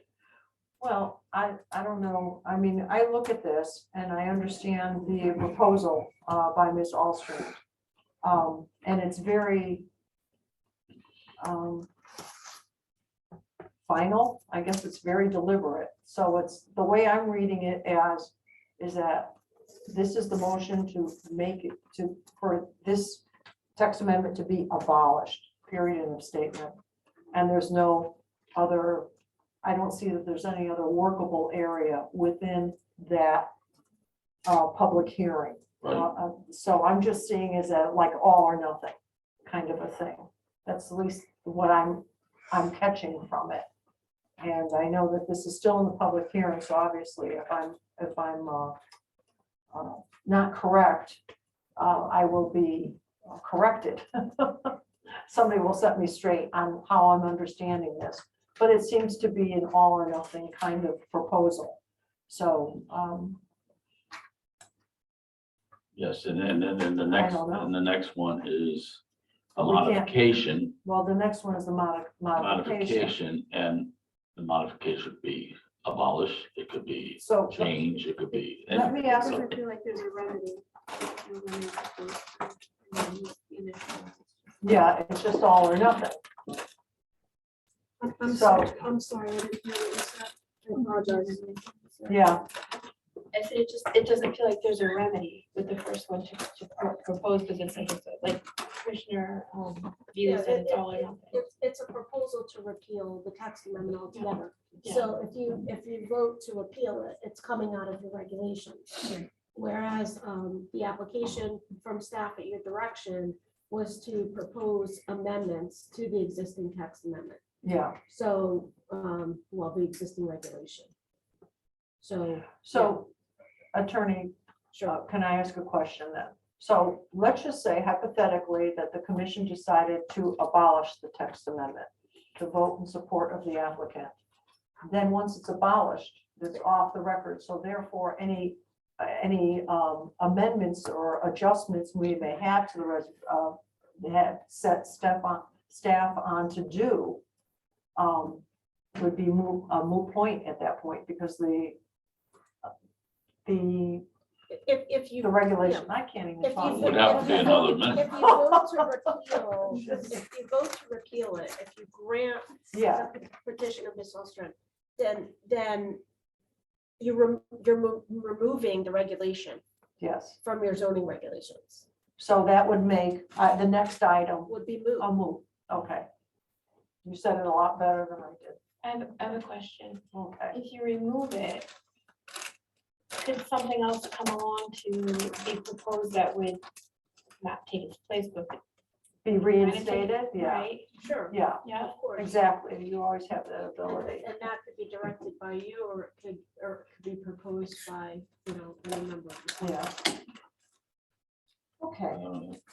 So this is public hearing, so let me just open it up to the public. Does anyone, okay, hang on. Does anyone want to address the commission regarding this application? Okay, yeah. Hello again. Hello again indeed, just for the, well, you know the drill. I know the drill. Okay, You you're know the very drill now. comfortable. We get pretty good at it. You're getting used to this public speaking, I aren't don't you? like coming up here on Thursday nights. Oh, it gives you something to do. Yeah. You want us to bring you a bottle of water? or something? Oh, geez. Something better than that. Oh, yeah. Something better than that. Okay, all right, calm down. We have an Anyhow, agenda to get to. My name is Paige Riley and I live at 100 Peter Parley Row. And I just have some thoughts here. It appears as though the planned residential infill development text amendment is going forward with few changes, but basically as is, to my knowledge. Now, I understand something was changed this evening at 6 o'clock. I did not have a chance to read it or look at it at all. Also would like to say that the signatures of 160 tax-paying homeowners against the proposal was for naught. The P and Z Commission appears to be immovable in their desire to move forward, making future sites of prior motel properties into high-density affordable rentals. The plus being that only 8 standalone home units being built per acre, to my knowledge. Left to the side of the road was any consideration for affordable home ownership, smaller homes in size, and would be very advantageous for first-time homeowners and people looking to downsize in their senior years. A collection of $460 for repeal of the text amendment by concerned tax-paying neighbors was handled unjustly. There were new fruits regarding the dollars of those funds, and to date, funds have never been returned. Wouldn't it have just been easier to maintain the property as commercial, considering the tax rolls for the town? High-density housing does a lot for developers, utilizes federal funds, but it doesn't do much for the town of Berlin.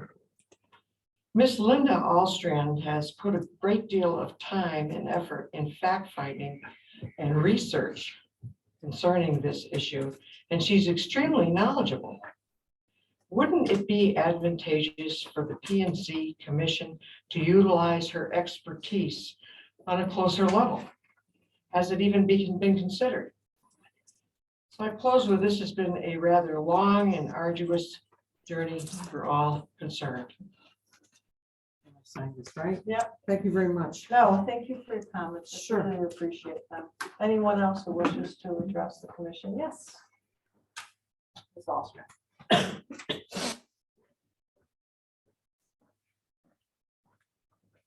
Nice to see you folks again. It's good to see you.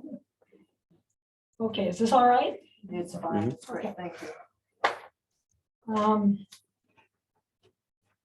We still think this planned residential infill text amendment should be abolished. This amendment can take BT1 zone commercial properties off the tax rolls forever.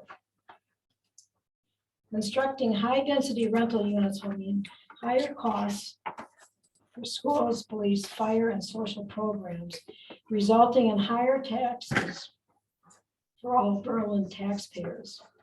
Why is there no emphasis on affordable home ownership? Are there no state or federal grants or tax credits for this? Home ownership means that people become vested in our community. It's not just a place to sleep and take our resources. In July 2022, we went to the trouble of getting over 160 signatures for a petition to abolish the amendment. However, we were then told we had to pay a $460 fee to be on the zoning commission agenda. We then waited until November 18th, 2022, the day after the 1676 Berlin Turnpike application was denied, to pay the fee, thinking there might be a chance of abolishment. I was given the impression by Ms. Gusty that nothing regarding the text amendment would ever be discussed until someone paid the fee. Imagine my surprise when I was in the zoning office on November 30th and saw the December 1st agenda with her asking to have her revisions to the amendment discussed on an earlier date than discussing our request to abolish the amendment. Apparently, staff doesn't have to wait for some poor sap to pay the $460 fee to get on the agenda. I thought the timing was quite interesting since there had been no discussion of revisions in the past weeks when this could have been put on the agenda. I was shocked at her attempt to circumvent us and get us out of the immediate picture. As you will recall, I wrote you a letter asking that both discussions should be on the same agenda. Thank you for agreeing. On that same November 30th afternoon, Ms. Gusty then handed me a letter dated September 23rd, 2022 from Capital Region Council of Governments endorsing the amendment, which is right here, somewhere, right there. I was floored to see the letter since it was not in the amendment file. I had no idea. It's amazing to me that she couldn't be bothered to show me that letter weeks before, and especially after receiving the fee and before processing it. Talk about being snookered. Had I known about the CRCOG letter and its endorsement, I would have never paid the fee. Why would the commission abolish an amendment blessed by the state? Because of these circumstances, I am asking the commission to write a letter to the town manager and council requesting that our $460 be returned. I'm saying this because I really don't think at this point you're going to abolish it. I mean, we would love it if you would, but I don't think that's, you know, I would like to be surprised. I don't think that's going to happen. The text amendment was written specifically for Patrick Snow's 1676 Berlin Turnpike property by his attorney with the cooperation of the zoning commission and staff. This cooperation was finally acknowledged in a November 2022 commission meeting. Even though the amendment was passed in May 2021, the text did not land in the town clerk's office until November 15, 2021, and went into effect November 16, 2021. This then allowed the 1676 Berlin Turnpike application for high-density rental housing to be heard 2 days later at a commission meeting. I doubt anyone proofread this amendment before it was quickly posted, and this may explain why it is so poorly written. Obviously, nobody took the amendment to heart and toddled over to the 1676 property to assess what was actually written and what the development would look like. the number of units that could be crammed on the property, the removal of the existing BT1 buffers, and shrinking them to 15 feet. The impact of the 10-foot higher elevation of that property and the 2-story units being anywhere from 22 to 26 feet in height.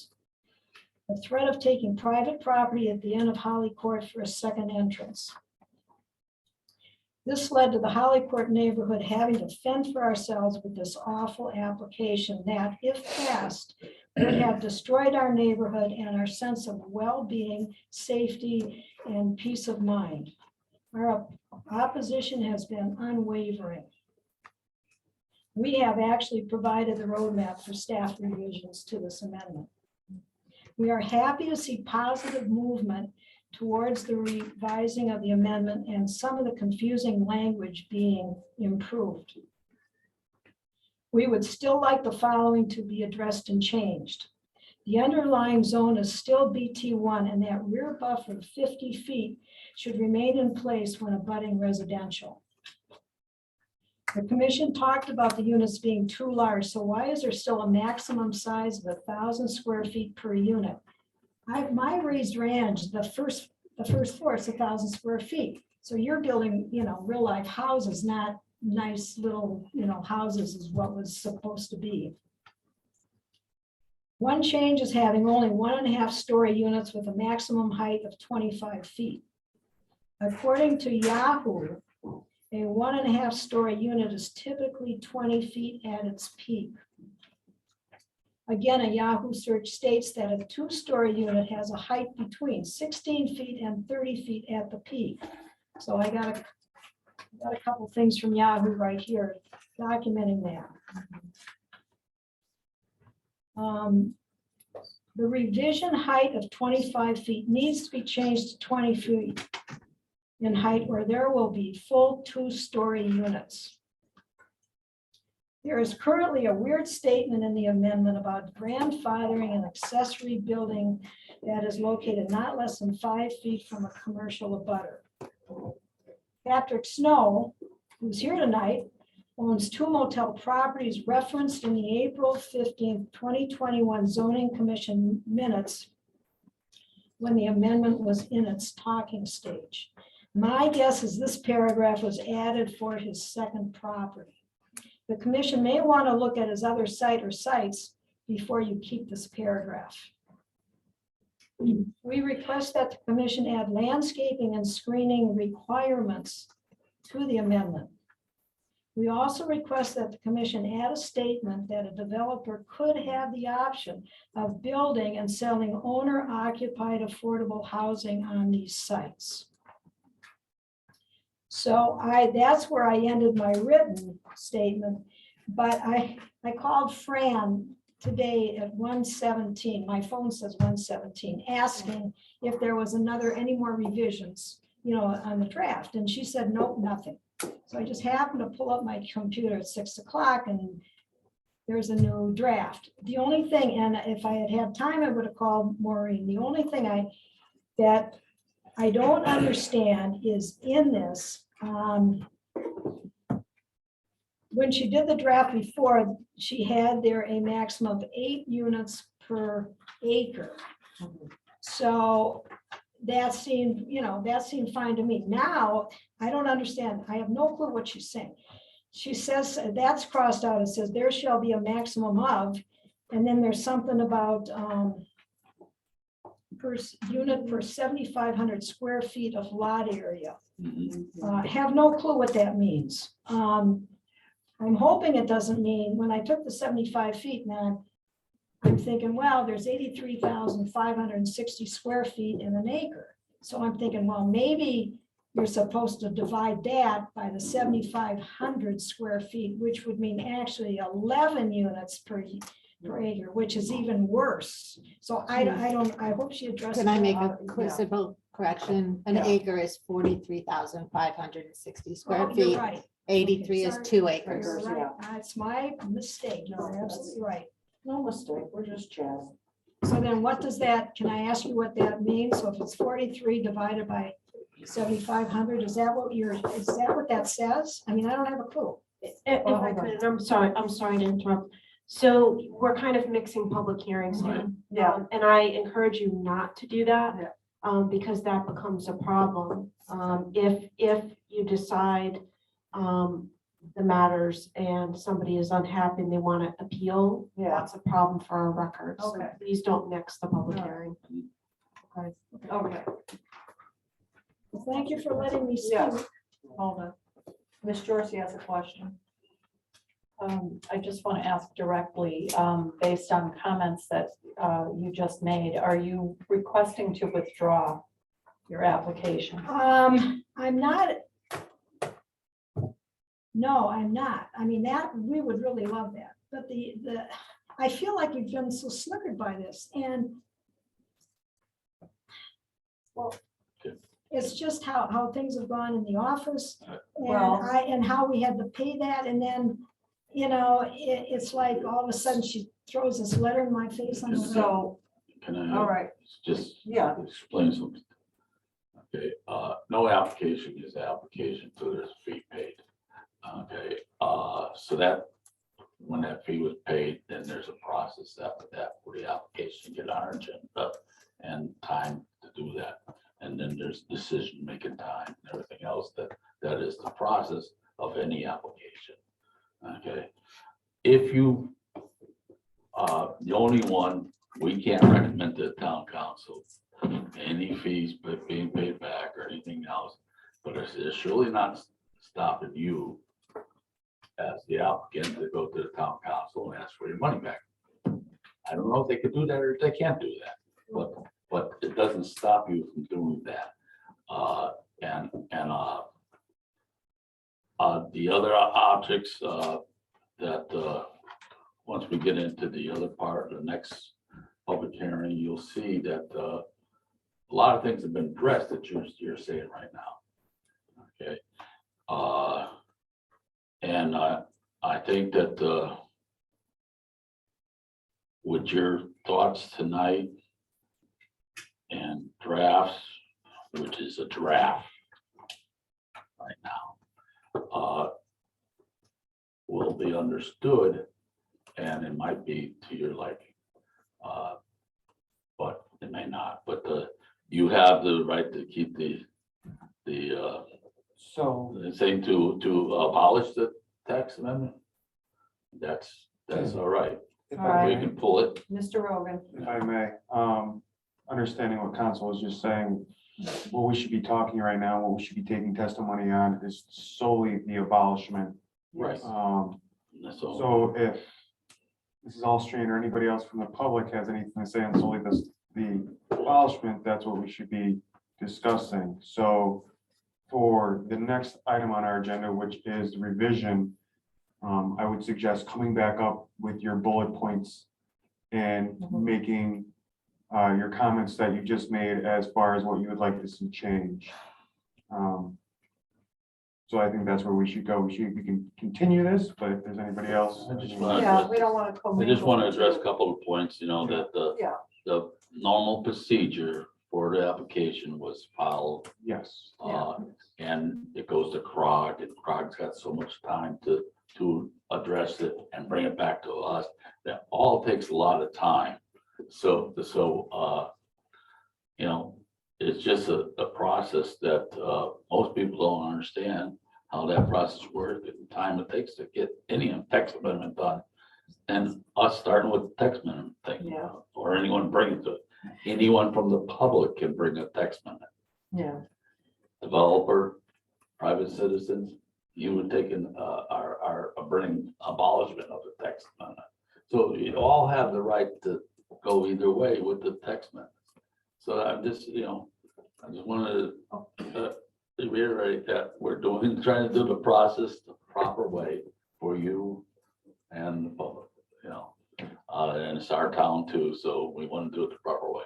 all right.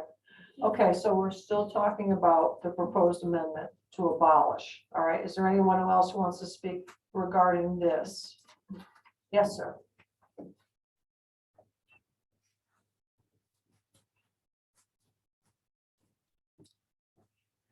Good evening, my name is Patrick Snow from Yes. in Weathersfield, I have property in Berlin has been discussed. A couple things I'd like to address with the abolishment. We'll stick to just the abolishment. I'll get to the other Yes, ones next, please. and I'll run this along. First is the previous comments were about economic benefit to the town. The motels and all of the research and talk about professionals that we pay to go and do that. The proposed developments will bring an estimate of approximately 30 to 40% more revenue to the town than what currently exists with the motel uses. Just as it's not, maybe some cases 25, but just to keep that in mind, the statement was made that these would be less of an economic benefit to the town, and that's just not true. And I also do know the commission can't act just on economic benefit to anything that's based on what their needs are. Now let's address the motel uses. The motel use to the town, what's the benefit? The benefit is, from what I see, because I do, as they said, I do have 2 properties, and one is the quality of people there, not the greatest. The police are get called to emergency services. They're, I don't want to say a haven, but there is some crime, there's some drugs, there's items that, for that type of property and that type of tenant, it's in, I don't know what word, induces that, it creates that. It's the type, we're renting someone for 1 week or 2 weeks. This isn't Cape Cod where we have a beach and what type of people are going to get in those properties. So we're looking to try to change that for the town, trying to make the town better, trying to make this a positive experience for everyone. So I gather that you are against the move to abolish it. Is that what I'm Absolutely. Yes, hearing? that's what you're hearing. So Okay. I'm absolutely against it for those, not just for my own personal reasons, but I think it is better for the town. And when this text amendment was brought, it was not brought for one property. It was brought for the town and to benefit all the motels. There was one spot where I think the town, if it was economic development, had gone out and identified all the properties that this amendment would affect. And it was way more than one. So I don't remember the exact number, but it was in the teens. This way. Okay. All right.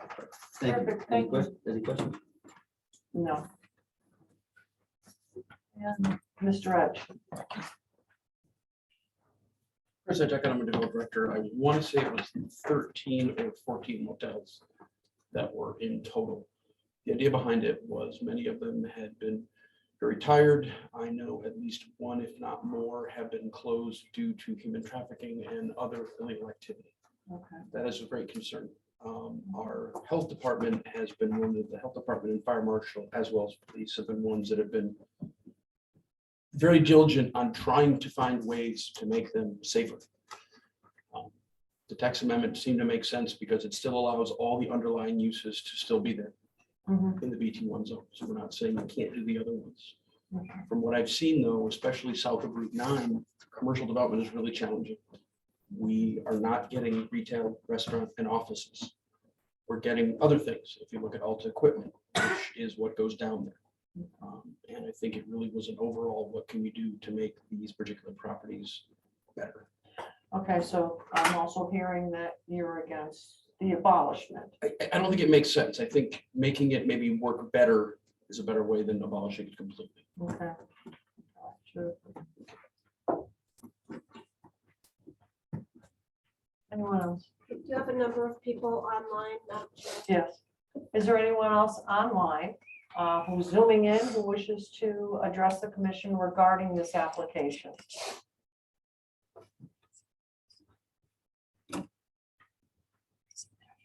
Hearing no one? All right, let's go back. All right, so let me just ask you a couple questions, hypothetical. Because Ms. Alstrand had raised the question as to whether or not there would be perhaps the idea of a refund or whatever to the organization that brought forth this text amendment to abolish the text amendment. Is there So the something town that's- council, so I don't, our department doesn't often interact with having refunding of fees. There occasionally, most of my experience is with the nonprofits that come in and have to pay a fee to do something in there. I know the form addresses nonprofits that are otherwise benefiting the town, getting their fees waived by going to town council. There's a form. We can investigate that with the town manager's office to find out whether an applicant who withdraws would be subject to that availability. Okay. Again, I do want to reiterate, as Commissioner Zigmont stated, and in consultation with the council, when we first got that petition, and not all the commission members may be aware, but we got the petition in, which format wise and everything, we said, we'll treat it as, you're Yeah. looking to do a text amendment, but it's not an official application until we get the fee. Yeah, Some of the commission members will remember that we spent quite a bit of time going, Maureen, can you work on amending? Can you work on amending? And you Yes. know what your agendas and the applications looked like through the fall. We still didn't have a zoning officer until November. Yeah.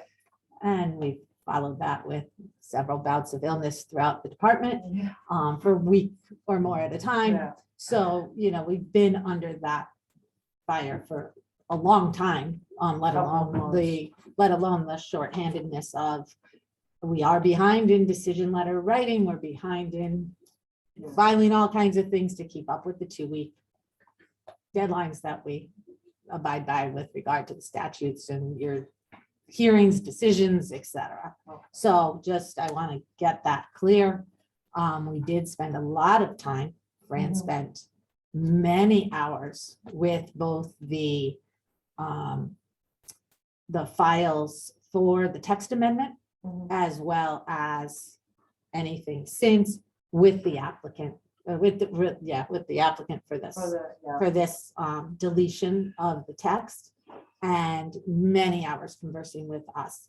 So there was no file perhaps where the CROG letter was, if it wasn't seen on one of those trips into the office. It was not really a file because it wasn't an application and a file until we got the fee. Yeah, And that's how we were advised. okay. And it's standard operating for planning and zoning commissions throughout the state.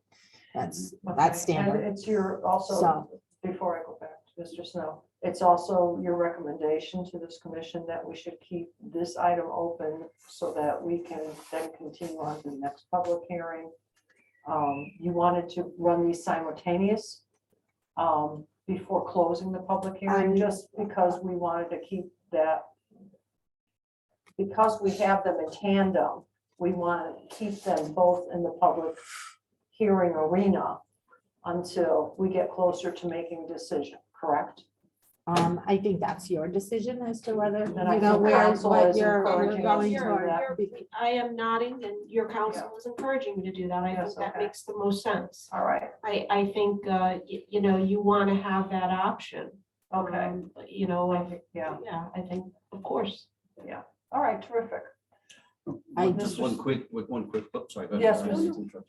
So as we, I stated last time, staff is opposed to deleting the text. That's not something I think is in the best interest of the town with regard particularly to our housing plan. Mhm. And I want to reiterate that the text amendment itself followed the public hearing process and was done in accordance with those hearings, open and testimony taken Okay, throughout that process, and it was done in accordance with the law. yes, So I just want to reiterate that. okay. All right, very good. Mr. Snow, One more, just quick comments. I know it's going on. I will make this offer, and I'll make it tonight, that if the applicant to withdraw the text amendment would withdraw their amendment tonight and they apply for a refund or are denied, I will reimburse them their $436. If that's what they'll do. Yeah. That's my offer. I just want Okay. to make that public. If they want to come up after me and say we withdraw, I will guarantee that payment will come back. okay, all right, thank you for that. Oops, what are we? Wasn't my main. Oh, no, that's all right, that's okay. It wasn't your name tag. Not your name. Oh, All Can right. I say one more thing? Yes, and then we're gonna.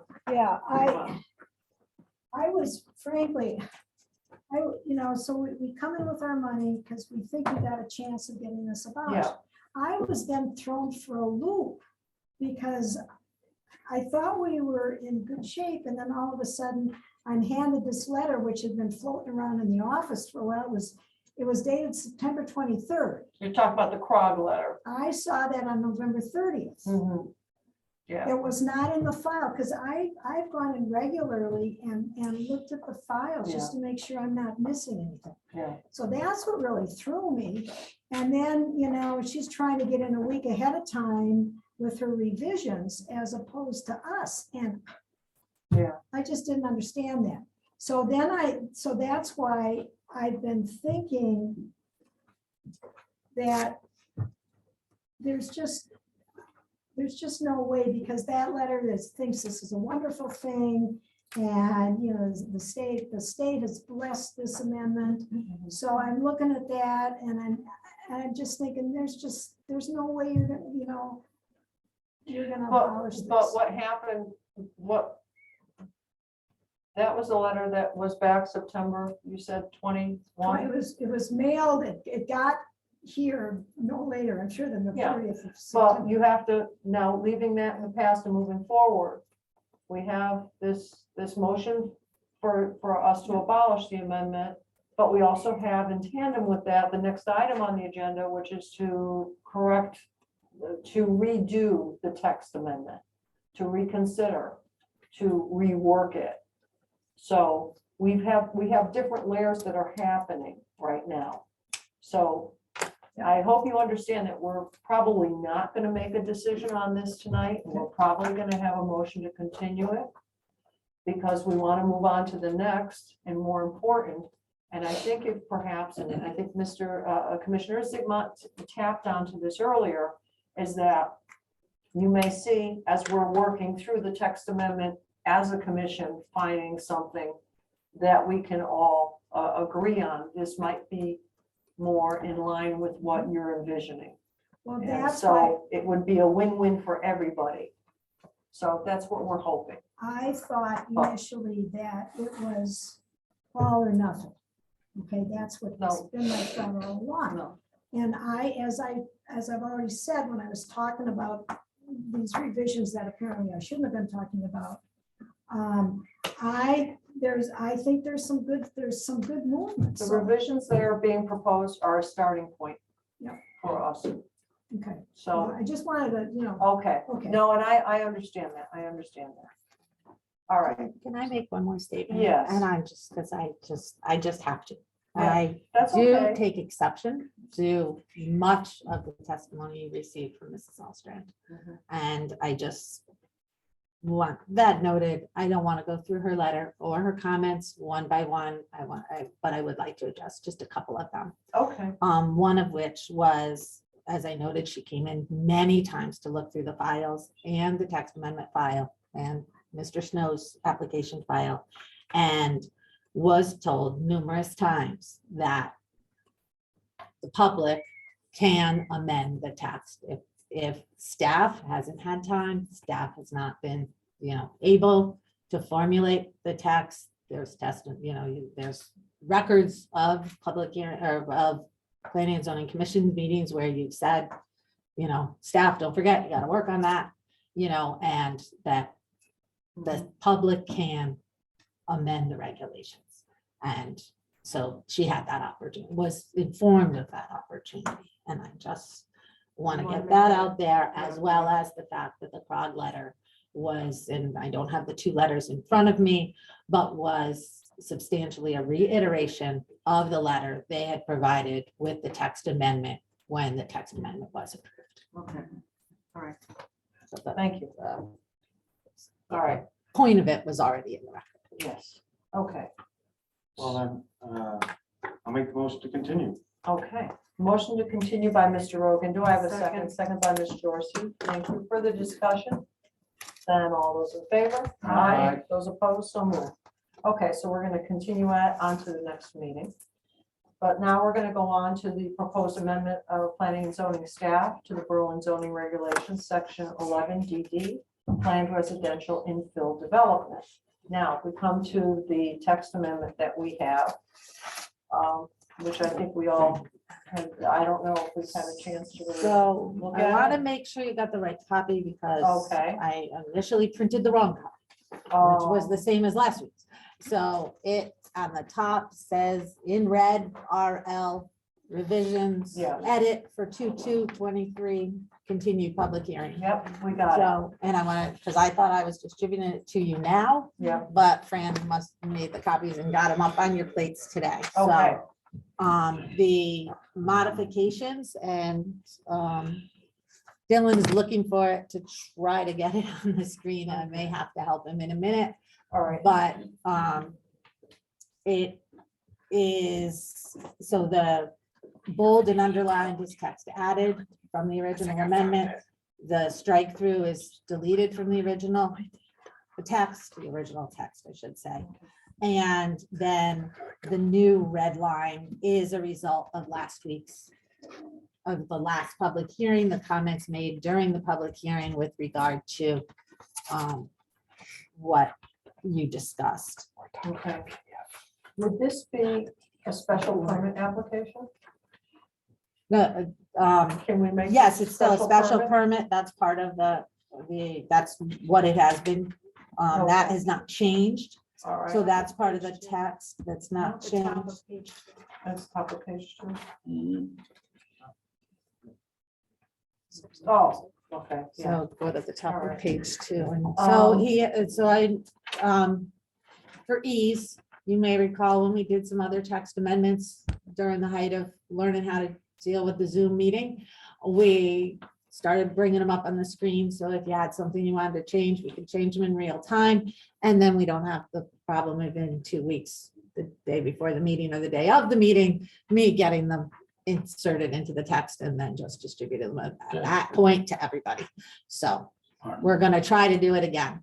We're Okay. gonna try to go back to that. I think I'd like to focus on is I'd like to focus on the units per acre, if I can, because I think that if we can somehow, sort of massage that a little bit, I think that'll help bring everything else into line. Now, I know that that's item, what, 3? It's 3A, and based on the comments during the public hearing last week, or 2 weeks ago, I crossed out the 8 dwelling units per acre, which I had put to coincide with the 2 R7 2-family unit requirement of 1 per 10,000 square feet, roughly works out that way. The discussion led to the commission directing that perhaps the same as the R7 zone for 1 family was more appropriate. So it's 1 for every 7,500 square feet of lot area, which is what the R7 zone allows for single family homes. If we went to R11 on that? It's would be 11,250. That So would be yeah, I 4 think it would be units 4 per units per acre. acre. Again, one of the points made during the initial public hearing and discussed amongst staff was that one of the points of the text in the first place was to incentivize motel owners to move from the motels they have to something else. So the economic viability of them actually having some incentive. And I think that's where we went towards the 75, which. Yeah, but I think that all the parcels, I mean, correct me if I'm wrong, the parcels that we're talking about are not big acreage parcels. I mean, they're basically 1 or 2, maybe 2 or 3 acres. So I actually have to Within the zone? distribute to you, and I'll get to that in a minute. So Yeah. let me first for 43,560 as far as square feet or No, yeah. acre results in 5.8 units per acre. So it would, for the most part, round down to So that would bring us down 5, to but R- would be the R7 if it followed the 7,500 square foot per acre. It would, and the R7 zone is 5.8 units per acre. That's where that number translates. And that, Okay. and that zone's in our regulations now. So the And so is the building R11. box is that's defined in those regulations of where you can build, how far back from the property line, and everything else are in that R7 zone. And so you got to build in a certain building block of the lot. And those are strict fix it to 5.7, I don't know, you get on 5.8. I might have typed something. wrong. Yeah, well, I don't know, my phone died, let's go do it again, but, per acre, so 5.7 or 5.8 per acre. And I think it was a 2-acre site was 11 units, I think it was a unit. Or 11.2 or something like that, if I remember what I calculated. Okay, but that's 2-acre site, 11. That's a 2-acre site would allow 11 pieces, single family homes. Mhm. Okay, it's using the regulation of that we have right now. It's a more restrictive regulation that's in place. Restricting the size of the lot and restricting the basically the size of the home, the box that you could build in. All right, but my question that is, okay, fine, if you're gonna go with the 5 units per acre, Right. all right? What my question now, my turnaround question is, okay, so you have a 2-acre parcel. Right. And I'm just talking about a random 2 acres just for numbers. Mhm. So you have 2 acres, you're gonna put 11 units on it. Where's gonna be your quality of life? You're not. Well, first What of I'm all, saying is that if you're gonna build a community on a 2-acre parcel, what are you gonna have? And the reason I'm bringing this because my thought was if you brought it down to 4 per acre. So now you're talking about 8 units on 2 acres, but then you could have, that would give you a chance for a turnaround, that would give you a chance for like a center aisle or a boulevard or whatever, that would allow for that. that's the other part of the equation. Well, yeah, but The other part of the equation in these regulations says you must have so much for, I would like Public. to, and it's the road, sidewalks, whatever you have is taken out of that acres, because that's, okay. The calculation of 5.8 is just taking the acre divided by 7,500 square foot. It does not mean you're going to get 5.8 units in there, because of the design of topo of the property, wetlands, road, what road takes up, what sidewalks take up, what the public property takes up does not mean what you're going to get for that thing. Okay. well, you and I But might. similar know, maybe it developed. Similar R7 development, Mattabesset Street, Kensington. Okay, that's R7 zone. That's kind of development you go get. Now, if you go to Mattabesset Street, Kensington, you have Mattabesset Street does a whole loop around the circle there. And in between there is a park. Okay. And that's the concept that's being proposed here. And the number of houses that go really conform to an engineer or someone to design the development. And I guarantee you, they're not gonna be 5.7 houses because of other restrictions. That's a maximum number. Again, with the 2-acre piece, the same principle is, so if you look at Mattabesset Street, they have nice backyards and stuff like that. The regulations say that you must have 30 feet of flat yard in the development to use as a backyard. It's actually over 50 feet to the almost 50 feet to the lot line. So when you take all those parts of the regulation into it, the number of houses are going to be restricted by those restrictions. So it's never going to be 8 in a 1-acre property. so Tim, to go off what you were saying, Yeah. when we look at the amendments to this text amendment, I see maximum lot coverage shall be 40%. And then if you go to the next page, we also see to foster a community environment, common land elements such as gazebo, community garden, pet area, gathering area, other suitable community areas shall be provided to the satisfaction of the commission.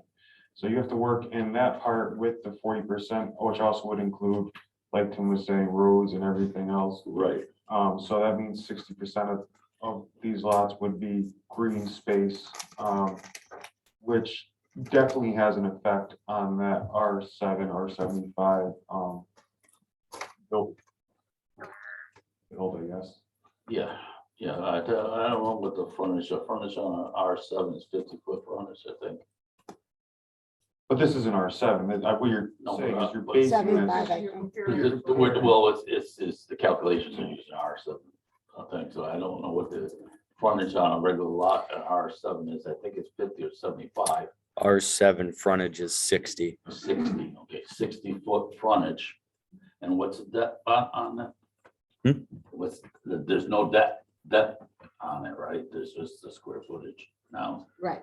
That's why No our depth, no regulations more. don't have No depth. more depth, Above no your more. rear. No more depth, no more. You have to have You have a rear, 7,500 a square foot. required rear setback, Yes. a required front setback, a required Required rear rear setback, a required frontage and lot width, what would but your- not a back. So- There it is. So basically, you got a lot like this, okay, it's 60-foot frontage, right? And you're gonna have setback of 50 feet, I think it is, okay? And then you will have a rear setback too. So you're gonna have a box. You can build a house in this box, okay? That's the way it's set out. So I misspoke. in our regulations here, you're saying 25-foot combined side yards, I think it says. Does it say 25-foot combined side yards or just side yard 25 feet? Because I think R7's 15 on one side, 10 on the other side, so it equals 25. But. Right. Is that correct? No, in the R7, it's 8 feet each, Each and I'm gonna side. correct it, 7,200 square feet per lot, not 7,500. I'm Okay, sorry, I 7,200. had Okay. 75 in my head for some reason. Okay. I repeated that numerous times. Oops. But and then the R11, it's 10 feet per side yard. When you get to the R15 and the R21, it's a combination of the two have to total, but only those, not these. Right. So side yards 8 on one side and 8 to the other house next door. So you have 16 foot between houses. Right. Okay, on R7 zone. Front yard, it's gotta be at least setback 20 feet for what's a single family there? I can't. 12 is single in the R7 remember. and 12, yeah. Okay. So your setback and rears at 30 feet, I know that. Why had that figures ever stayed in my head? I don't know. But, so you got 50 feet of land.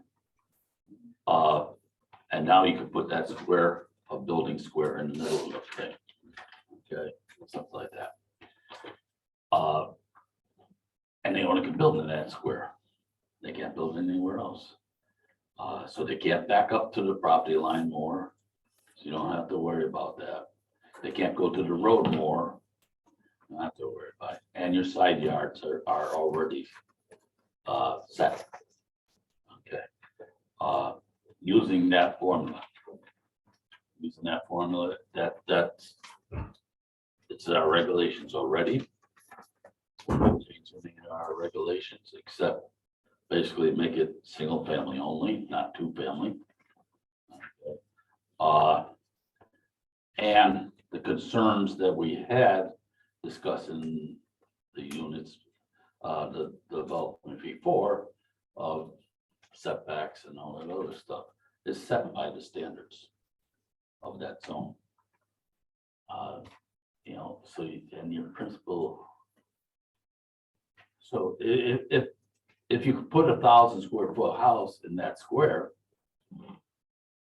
That's what you could put in it. Okay, now 1,000-foot house could be 1,000-foot ranch. Okay, let's talk about that. Or Cape Cod or something. Let me talk about that for a minute, because with the, because it was brought to the attention of the commission that when we first looked at the 1,000-foot maximum, Mhm. we just assumed that, it's gonna be all encompassing, but it did not encompass the garage or if there was a basement or anything else like that. So we almost have to be careful, or revisit that, because if you're saying it's 1,000 feet and you're saying living area, well, now all of a sudden the basement becomes a living area, upstairs is a living area, and now we got the garage.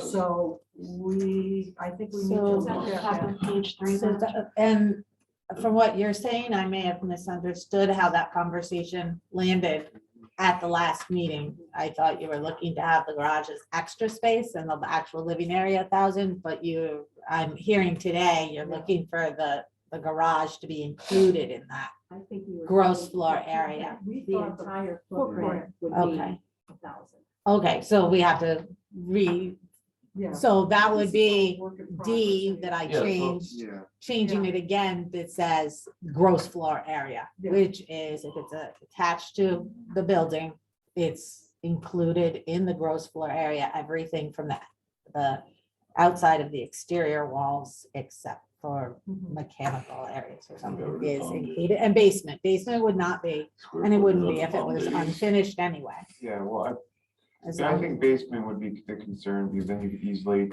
with a trip to Home Depot, anybody could easily turn that into a 2,000 square foot building and just hush hush, now next thing we know, it's not conforming, but What do we do about it? what do we do about it? Yeah, So you do have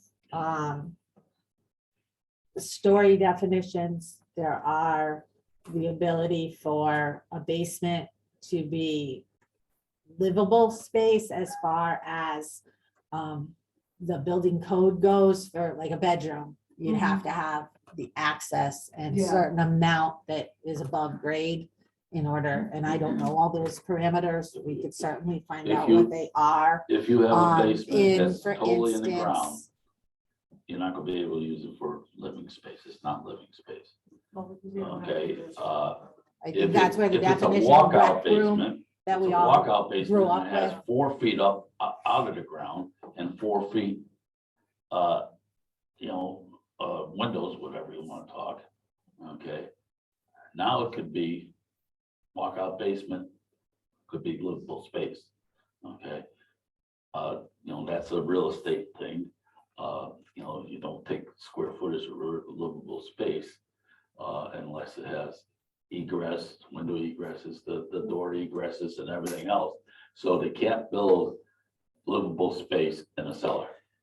Everyone has the rec room in a cellar. I'm just saying, It's probably wrong, but what the book definition, and what people do are two different things. Yeah, exactly. that's, And I just want to, every affordable house that we built on our affordable housing developments, okay, that they built and they didn't do the top to the second floor, and they got their CO on, I can guarantee you right now, the second floor is finished without getting permits. Okay, and that's only catchable on your assessments times and stuff like that, if the assessor can get in the house, appraiser can get in the house. And you don't have to let them in the house, so people are living in them. okay, well, let me just visit page 3 or 4. And just to make sure that as I'm taking notes on this, as I'm taking notes on this, I'm clear with the minimum setback. What are we looking at now? We're looking at a 60-foot from any street? Is that what we're saying, or, is that what we're discussing? So I wanted to provide some documents for your consideration. Oh, okay, So, because we're not gonna decide on this Okay, tonight. There's no way I'm thinking you won't, No, but no, because we have too much work. and there's that a has to lot go into this. left to do tonight as well. Yep, But this package that's being handed out right now, and there are extra copies if the public Or is real interested. quick, does this go in here? Should this be been received? or- Probably, we'll do it. Fran knows it. She put it together. She might have kept one on her desk for it, but yes, that would be great to put it as received. And we'll give you a second copy. So the long sheet towards the end of the package is the map that was distributed during the text amendment, the initial text amendment or text adoption hearings. I believe it was distributed as part of that file, which is, and it's because of the scale, it's hard to see, but it's the motels all along the Berlin Turnpike. And they're the little blue pieces of property. The sheet that goes along with it tells you what those motel properties, the spreadsheet is what those motel properties, and you have that as well. That kind of wrap up how many units there are in which motel, how big the motel is, etc. As to what the units that oftentimes now are being used as dwelling units, even though they're not dwelling units, they're motel units, but Yeah. we've had plenty of testimony that has That's told you not- they're being yeah. lived in. Most efficient. They're being held as and some of them, many of them have either renovations or amenities plugged in that are making them use. The other two sheets, there's 2 pages for each of the motel units. The second page is the zoning page that tells you what the zoning of the parcel is. And some of them are hard to see because they're all copies, but that is our zoning map. It's straight off the zoning map in the GIS, which is not functioning well this evening. They're doing some maintenance because it's the meeting night, obviously. My obviously. luck. But you can see that it coincides then with the drawing that staff did for each property. And yes, Dylan was kind enough to use his talents to manipulate the GIS system. What is shown in red are the current setbacks for the zone that property is in. So if someone was to come in with a development for the parcel under the current zoning, in many cases, it's the BT1 zone. These are the red lines are the current setbacks if some BT1 use was going to come in. The blue line on the abutting parcels shows the setback that neighbor, based on the zone they're in, has to have as their setback. So the first one, 102 Berlin Turnpike, the neighbor to the north, is also in the BT1 zone, and they have to have a 25-foot side yard. This property, property on this sheet has the 25-foot side yard. The property that's in south is still BT1 and has a 25-foot side yard. We have some properties that have residential properties behind such as the ones, and they are in order of going down the turnpike from the north to the south. So we tried to make it so that you could follow it, even though it's confusing information, but the next one you can see at 176 Berlin Turnpike, the neighbors to the rear is, I believe that's Vivian Drive. And the R15 has a 40-foot setback. So they have to keep their residential buildings, other than their accessory structures, 40 feet from the rear line. Currently under BT zoning, the property has a 50-foot rear setback, but so we tried to say what zone it was next door. And so that you could kind of align it with each property and get a sense of the current building envelope. And then as you look at the proposed language, for instance, or the existing language even, the front setback of 40 feet, you can look at each one and say, okay, they currently have a 50-foot setback. I think you can all take the leap and go, oh, 40 feet's a little closer. We didn't want to add more lines. Yeah. So yeah, that's where we're coming from, and that's what this is meant to illustrate. But I really wanted to make sure that it was clear that you've looked at the motel sites throughout town, as you did when you adopted the regulation in the first place, but that you had that basic data. Up at the top, you'll see that we made the notation as we labeled each one to the best of our searchability, the name of the motel, or the last known name or whatever, and where we could find it, and the number of existing motel units. That's what the units are, the existing motel units, not what could fit. That's, we just want to go from what is. So I wanted to share that with you. This is great.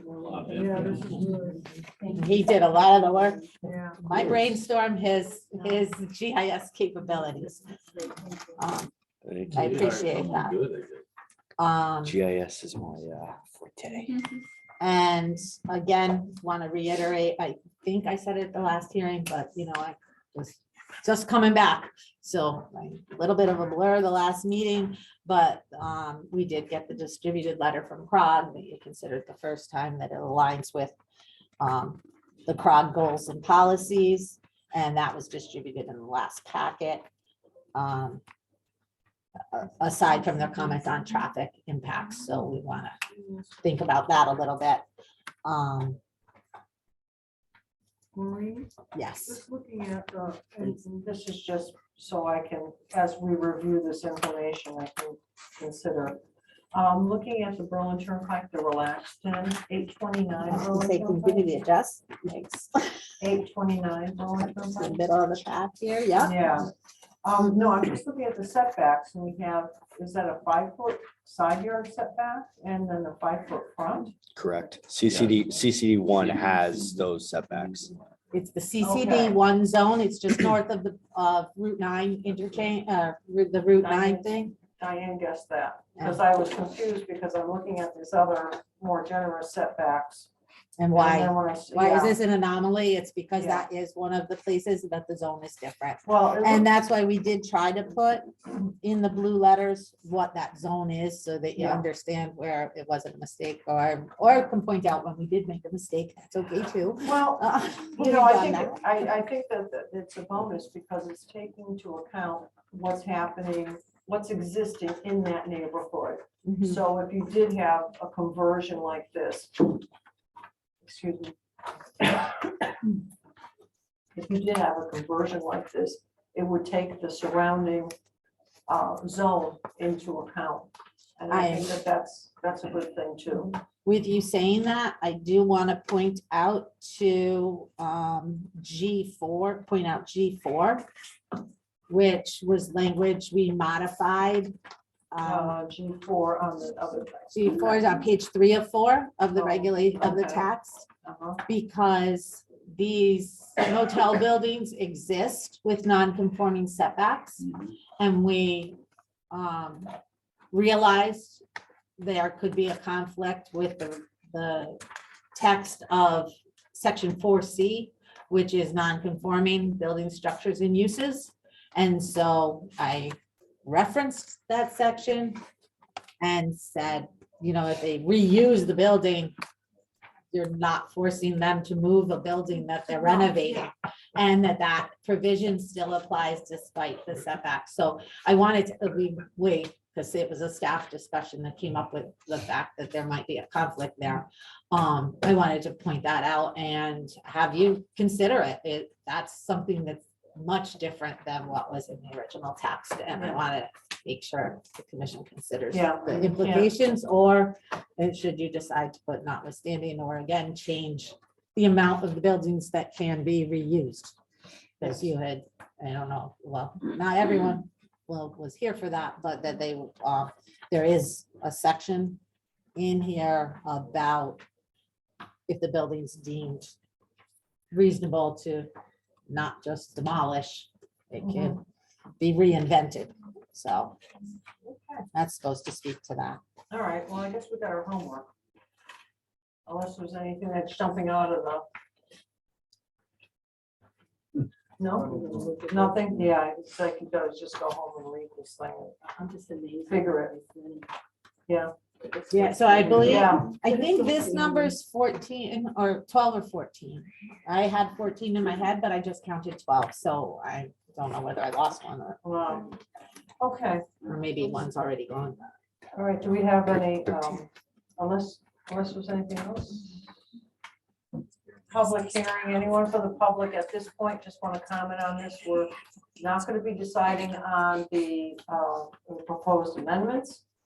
But because we do want to take all this home and study it and make sure we move in the right direction. So anyone online or whatever? Okay. I would recommend anybody who spoke earlier on the establishment that they come up and restate their points of concern so that we can consider them while dealing with this. Oh, okay.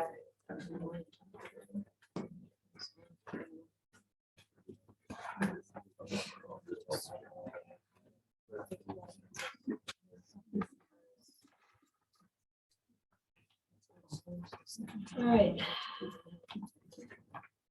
Okay, hi, back again. Sorry. go ahead. Okay, I'll just reread that last portion. We would still like the following to be addressed or changed. The underlying zone is still BT1, and the rear buffer 50 feet should remain in place when abutting residential.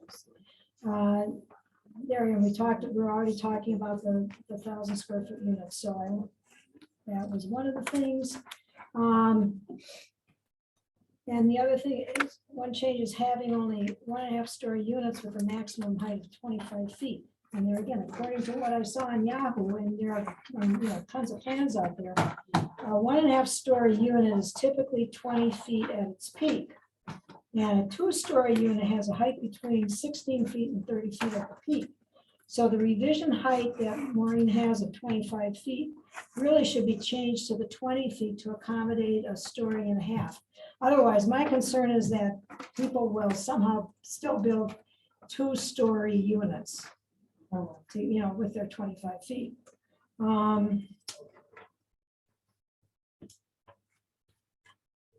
That's it. And then I was talking about this weird thing that's in there, and I was trying to find it on the plan. But grandfathering an accessory building that is located not less than 5 feet from a commercial butter. And it's such a weird thing to be in there, and it was put in there originally. My guess is that paragraph was added for his second property, whatever that one is. Well, I'm sorry, where'd you find that? I think it's G or H on the bottom of page 3. I'm looking quick, but that's where I'm thinking. That's where I'm. Okay, notwithstanding any other provision of these regulations, detached shall be located not less than 5 feet from the side. Okay. So I just want to draw my attention to it too for consideration. And then, there again, there's this stuff in there about, that you didn't have to, they didn't want landscaping and screening requirements. That's in any other zone. And they were leaving it up to you folks just to come up with whatever. But we request that, I really think that there should be landscaping and screening requirements in this amendment, just in general. And then the last thing was that the commission add a statement that a developer could have the option of building and selling owner-occupied affordable units. Because there again, we don't have enough affordable, housing for people to buy. So that's basically it. Okay. All right, thank you. Okay. Yes. One statement is a 5 feet, that's accessory unit, that's a shed in the backyard. All the zones about 5 feet, basically from the property line on a shed or something like that. All right, so you're just saying that that's a shed. Not for a house, Okay. accessory dwelling, that's accessory unit. Accessory structure. Sorry, accessory structure. Staff can look at the provisions and conflicts and definitions in the regulations with regard to accessory structures to give you some guidance. But accessory structures, from a general standpoint, are allowed to be closer to the property lines. However, I would comment that I have a concern when you have individual units that are subject to a building coverage and impervious surfaces, et cetera, regulations, that when the units within a single property then each have an accessory structure, they don't come back to the Planning and Zoning Commission for an update to that zoning chart that changes the impervious surfaces. And so Yeah. that's a data that we don't get to keep. So I didn't get to deep dive into accessory structures, but wondered if even wanted to consider whether accessory structures would be permitted, you know, I don't know. on such a development, or if it's, you know, make it work in your garage kind of No, thing, well, or no more, except, you know, whether you wanted them attached as a well, shed, you well, the know. whole thing is, I think it really just depends on what the. Lean-to. The flavor of the Yeah. development is. If it's something that's a rental, then I do not think that the property would have an accessory dwelling unless you had one central one that took care of all the lawns and the leaves and stuff like that. In Yeah, other words, so like a that's- caretaker thing. Where But- we'd heard testimony from applicants, I think, in the past, Yeah, during the yeah. hearing, They might say, during well, the we need development this. hearing, that you wanted to be able to have their own garden tools. Yeah, So how do you That- do that? that So would I be- think that's something that yeah. needs to be but thought about a little bit Yeah. and decide I whether put it a works or question mark not. next to But that. but I have it as from the zoning standpoint and enforcement and signing off on permit standpoint, it's something that's like, Yeah, this doesn't always work for me, but how do you have somebody who wants to put a little shed Yeah. up, not put that, have to redo the whole site plan for the whole project? That's Building- kind of- we see someone, I'm sorry, have somebody online who wants to participate with the public hearing. So I guess it's Miss Sherry Rice. Hi, yes, Sherry Rice, 38 Holly Court. As far as the discussion on this is concerned, will this public hearing remain open so that we could obviously take a look at the documents and have questions for Absolutely. next time? Absolutely, because we, as a commission, want to look at the Gotta look at documents. it. And we got to really think this one through and try to visualize how it's going to impact all the different parcels in town that fall under its purview. So yes, it's going to remain open. Okay, thank you so much. No problem. Thank you, Ms. Rice. Anyone else? Yes, just on the 25-foot height that was just brought up. A story and a half is the single family regulations.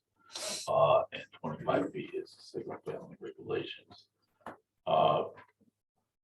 And all the zones for single family, 35 foot for 2 family, Benton Road, 3 families that are higher than Yeah. that.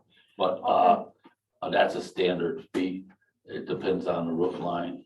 You know, it could be a 12-pitch roof line, and then you got a real high peak roof, or you have a A-frame, it could be a higher peak roof. Depends on the design of the house, the depth, the height.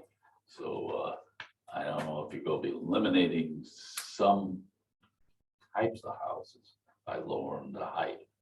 And that would be a problem for the standards of single family residential. So I have a question. For 25 feet, does that mean, depending on the style of the house, will there be a bedroom upstairs? So the direction I was going in, first off, my first comment was going to be, again, point out the definitions. The regulations do define height and how we measure height from the finished grade. And for your traditional style house with peaked roof, it's halfway up the roof line is where height is measured. So the peak is higher than the maximum height limit. Although we do have, I think there is one regulation that, actually it's the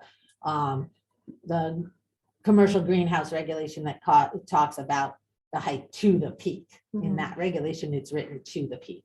And our zoning regulations, building height is to halfway up it's a flat roof, it's to the flat roof, and So they're it's all like a- defined. So it's an E, you can't live up there. Right, so you could eat, so and I explained at the last meeting, I put consideration of bungalow Cape style houses. A Cape is a 1.5 story. Typically you have a bedroom usually it's a bedroom or a bathroom or both in the center of the house, because that building height or that story height that is below, I think it's 4 or 5 feet, can't be counted as square footage. So that's usually where you have, everybody puts their storage behind the eaves, under the eaves, they put in, a crawl space. You could So, have, and you could again, have a it's bedroom on the story- second floor. The story half Of a cape is or something like that. defined as the portion of the building under a gable hip or gambrel roof, the floor of which is not more than 2 feet below the roof plate at its closest point. And a lot of these definitions coincide with Connecticut State Building Code, which is universal building code. Maureen, I have another question. Yes. K. What number is it? I'm sorry. 4K, Mhm. you talk about a minimum of 400 square feet of usable screened private outdoor. What is considered to be the screening? Do we want to put examples in there? So we kind of keep a control on that? Again, that's your pleasure. I went with the comments made at your direction that people, the unit occupants should have some privacy. I do think that could be subject to, with the special permit use, the commission has a lot more ability to consider the unique character of a particular situation and site. And it might include what the design of the building is, it might include topography, it might include their proposal that they have space to put in a hedgerow, but somebody else wants to put in a vertical fencing, and so that's within the special permit, and I was trying to appreciate the commission's ability to make a So decision. that can be added in when another project comes in front of us, that we can add that in. We don't need to add that in now. That can be. No, the screening would have to be found to be suitable by the commission. So if they propose split rail fence, and you went, that doesn't screen anything, then you would work with them as a extreme example. I'm trying to be silly. Okay. Then I will make the motion to continue, because it still seems like we have a lot to do. Yep. We have motion by Mr. Rogan, a second by Ms. Dorsey, further discussion, and all those in favor? Aye. So moved. Thank you, Mr. Biella. Okay, moving on to the next item. Look at that white jug. Whoa. So, Special permit site plan application developer J.R. Schlism, Connecticut self-storage for self-storage at 2200 Berlin Turnpike. This was rescheduled from January 19th, 2023. we got pretty. Thank you for your patience. Oh. I was hoping to get to you guys a lot sooner, but at least it's not midnight. So you should be happy about that. Not yet. Any of our meetings, don't go to midnight with me. Oh, really? We're well on our way. Just calm down, Samson, calm down. Okay. So. Oh, I know, it's a good thing to have pretty pictures, I like it. Yes. And we're orienting the pictures towards the commission, since the public, perhaps Chris, but the rest of the public is perhaps not as interested as the commission is. I guess we emptied the room. That's all right. We didn't wear deodorant. Madam Chairperson, members of the commission, for your record, my name is Dennis Senaviva. I'm an attorney with the Senaviva Law Firm from Meriden. With me tonight is J.R. Clisham, who is the applicant and is making part of the presentation. Also, Jim Sakonchik is working on his easel to get our pictures up. He's the project engineer. The parcel is, as you can tell from our application, 7.144 acres in size. It's located on the westerly side of the Berlin Turnpike, directly across from Overhill Road. And there is, of course, a break in the median, as you've noted from the police report about traffic. The parcel is vacant. It's zone BT2. We probably look familiar to you because there's a history to this. You may recall the use of self-storage facilities by special permit in the BT2 zone was established by this commission on July 7th of last year, 2022. After revisions were suggested, we presented a text amendment. There were a couple of hearings. You came up with some suggested revisions. Those were incorporated into the final text amendment. And again, that was approved unanimously. The site tonight and the proposed development site plan comply with all of the conditions that you set forth in that text amendment, section 6H3N of your regulation. So that's, again, the section that permitted self-storage facilities in the BT2 zone. Before Jim gets up to make the technical portion of the presentation, Madam Chair, I just wanted to point out that, again, this is an application to construct about 82,550 square feet of self-storage units within 3 buildings, as you see on our site plan, with associated parking. The development occurs along the northerly portion of the site with a rear setback from the residential use along Tollgate Road that exceeds 90 feet. That was one of the conditions in that text amendment. You probably know better than I that in the BT2 zone, all other uses only are required to have a minimum of 50-foot rear setback. Here we're in excess of 90 feet from the residence behind us.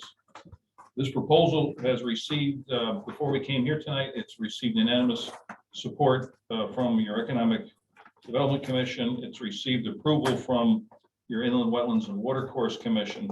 So we're properly here for presentation and action. Before I turn over to Jim again, I just wanted to point out that in staff comments, you do have the there's a traffic report that we've submitted in order to comply with one of the important special permit considerations. That being that there was a finding in the traffic report that supports the determination that little traffic will be generated by the project. The report reviewed by your police department confirms that there are no traffic-related concerns within this project. So that I thought that was a very powerful letter that I wanted to bring to your attention. With it, Madam Chair, and your permission, I'm going to turn it over to our engineer. Super, thank you. Thank you.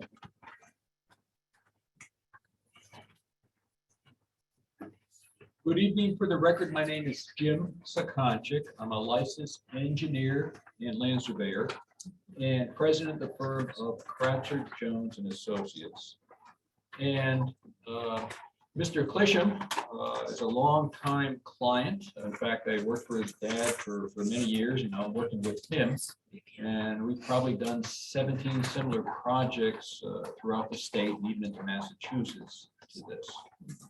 And I do the design and incorporate a lot of things we've learned from the previous 17 projects. And I think we have quite a few of those ideas incorporated here.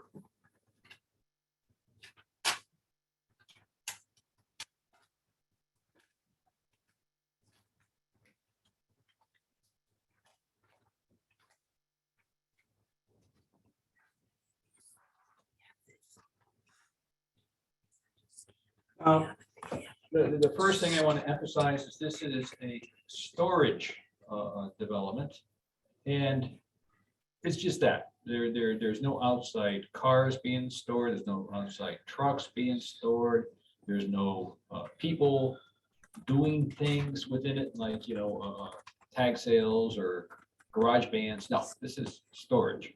That's it. And we identified a site on the Berlin Turnpike that I believe has many attributes that's useful for our purpose.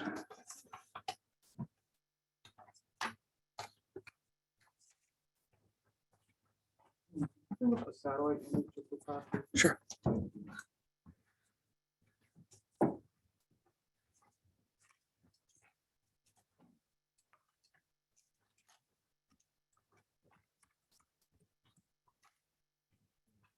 The property is 7 acres, and it has a long frontage on the Berlin Turnpike, and it gently slopes to the north.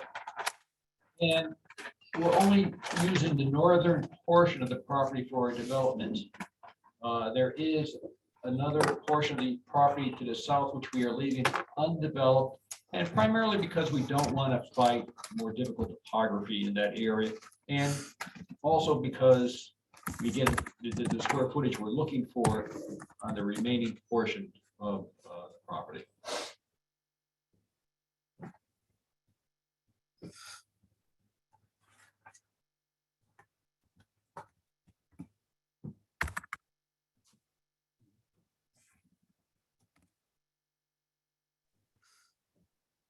Now, in studying this property, the first thing we wanted to do is make sure we have a good buffer from the residential property on Tollgate Road. In fact, we have a minimum of 91 feet from the property line to a building, 185 feet from the closest physical structure to the building. And we also have 100 feet from the edge of pavement of the Berlin Turnpike to the building.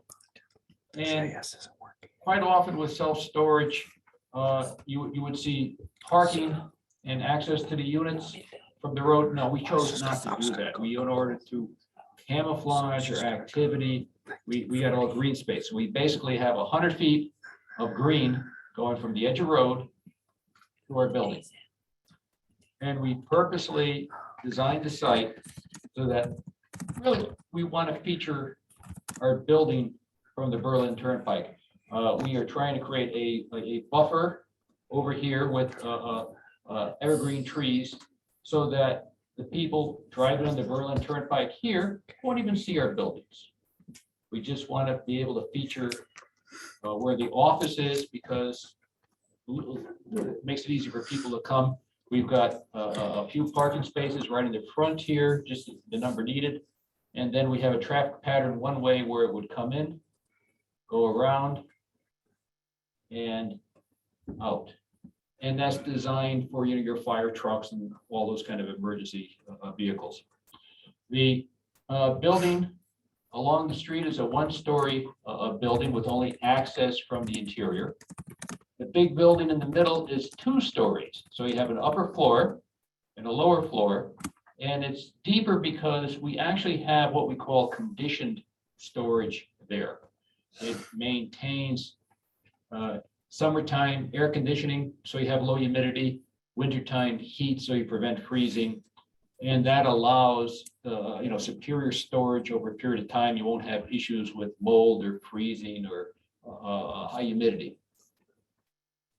And so we also have extensive detention ponds so that we meet the requirements of no increase in runoff for anything from the 2 to the 100-year storm. So these were the design parameters we did in developing this site.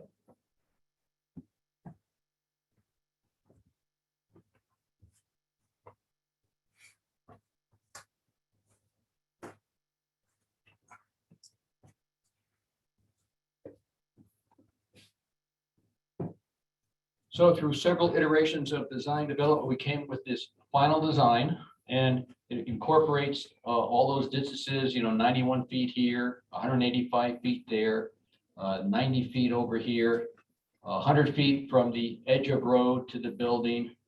And we just basically developed the site. And you can see that, based on a 7-acre site, we went through our table, and in no way are we challenging any of the parameters that are normally asked for.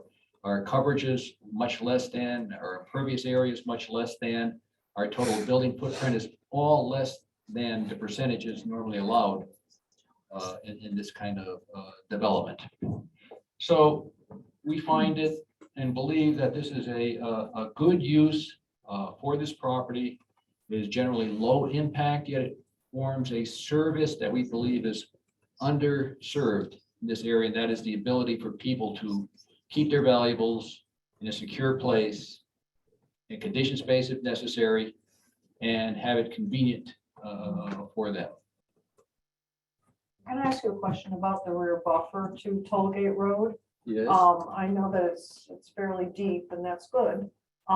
Is it left to its natural state? Is it treed or is it gonna be fenced in closer to where your building is or fenced like a chain link, like a privacy fence or not privacy, but a security fence? Fortunately or unfortunately, we have some wetlands right over here, so we Okay. maintained a 50-foot no-touch buffer. Okay. Would be necessary there, which we maintained that buffer going over here. There's no real reason for us, to go and clear that all out. I wouldn't want you to clear it. I'm we thinking don't of, I'm thinking of the neighborhood. Yes, So we're I'm trying to protect that trying buffer. to have no impact on them. And we like that because it's a paid-for buffer. Yeah, exactly. You don't have to mess with it. Yes. Both Joan and I, we live very close to this area, and we're both familiar with this road. The house is on Tollgate, where I think you're gonna be looking at.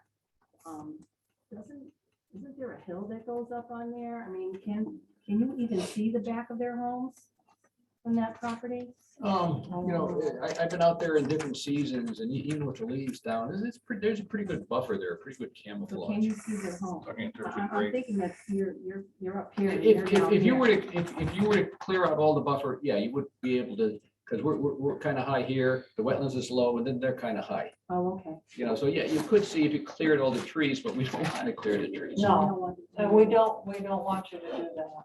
And we just want to make sure that. Like 185 feet sounds like a lot, but it's not a lot when you see a building there that's 2 stories in Yeah. your backyard. Well, that's why I think this holding the buildings 90 feet back, that there's no reason for us to, after construction, we're gonna let that 90 feet just grow. And there's pine trees and everything else in there. And there's a mix of Something that will- deciduous and evergreen, yes. Yeah, something that will stay green year round. Okay, good. There's a, block. All right. Anyone else have any questions as we're going through? No? Okay. Is there anything else that you want to present? No, I'll let the client speak to his. Okay. Hello, everybody. Yes, hello. Hello, everybody. My name is J.R. Clisham, and I'm the principal of CT Self Store. I think Jim and Dennis did a pretty good job describing what we would like to do. But just quickly by way of background, my company focuses on the location, development, and management of self-storage facilities, state-of-the-art in the state of Connecticut. I've worked in the industry full-time since 2001. And Jim mentioned the number of facilities that we've done. Just in addition to that, I served on the board of directors of the National Storage Association from 2011 to 2015. I was the chairman of the entire country, the National Self-Storage Association, all 52,000 facilities in the year 2014. I was also the president of the Connecticut Self-Storage Association in 2011. Just want to point out the fact that we're a family-run business. My father started it. He's no longer with us, but now I have myself and two nephews carrying things on, and this is all we do. So I just want to make that pretty clear. Jim touched upon other things happening at the storage facility. I want to just go in a little bit more detail on that. We got storage only. We don't even allow tag sales. We don't allow outdoor vehicle parking. Our units that we build, there are no lights in the units. There's no access to electricity. There's no floor drains. So you can store your goods there. You can't run a business out of there. Even in our climate controlled areas, we keep them 47 degrees in the winter and about 79 to 80 in the summer. So that's great for your goods, but it's not so comfortable for a person to, be hanging out in a 47-degree room, but nothing's going to freeze. So it's not even like climate controls or like in this room right now. Our lease prohibits, in addition to certain materials, but also just certain activities, like working on your car or something like that in the driveway. That old connotation, that is not us. That's not, it's quite frankly, it's horrible for business. I wouldn't want to have that because that's not what we're doing. We also have a manager there. Our facility or most of them are open from 6 a.m. to 10 p.m. 365 days a year. You can get access, you can enter the property, but not at night. We don't give 20, we can give 24-hour access on a limited basis, like if you're moving and it's something special, we could do that. I have 24-hour access, but we don't do that. We're not a 24-hour shop. And we have a manager there 6 days a week. So some properties are moving a little bit away from that. They're having kind of the thing now. They're maybe a bit of a remote, or one manager has several properties. We have one manager or 1.5 to 2 managers, depending on the workload and the time of year, 6 days a week from 9 to 6. So every day except for Sunday. So, we're just, we've been in the business for a long time. We're a family-run business. This is our, hopefully this will be another one of our properties that we'll be very proud of. Okay, so you said you run 7 days a week, 6 a.m. till 10 p.m. You can access your. You can access. Yes. So are there cameras on Yes. site? Yes. And those cameras obviously run 24/7 We have for security. a lot of cameras. yeah. Is there a gated entrance to Yes. that? Okay, Yes, we're gonna have a gate. Gate I in, see.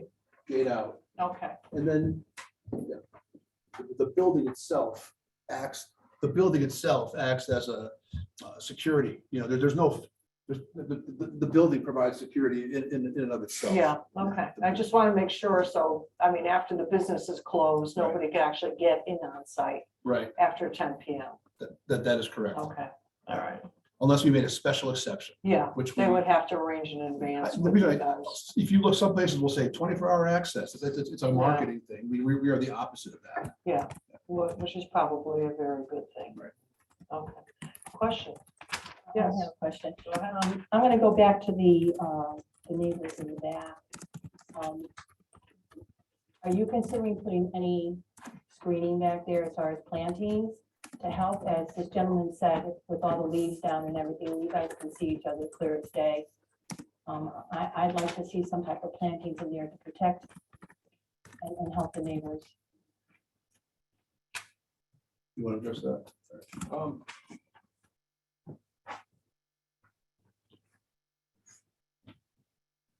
As already indicated, we're maintaining that 50-foot buffer as a no-touch zone. And behind these buildings will just disturb as necessary for construction. This building over here is only 10 feet tall, so it is relatively low on purpose. And what is that for? That's additional storage? This is a storage building, that's correct, but only access from the inside over here, no access in the back. No light. Yeah. No lights, no nothing, and all the lighting is, dark sky compliant. We do that. If there was a need or for some evergreens over here, we would be happy to cooperate with something like that if it was needed on an unneeded basis. We certainly know we needed it in the front on the landscape plan where we're showing that there. Yeah. Shows distances. But if there was any need for additional landscaping over here, we'd be happy to cooperate. Thank you.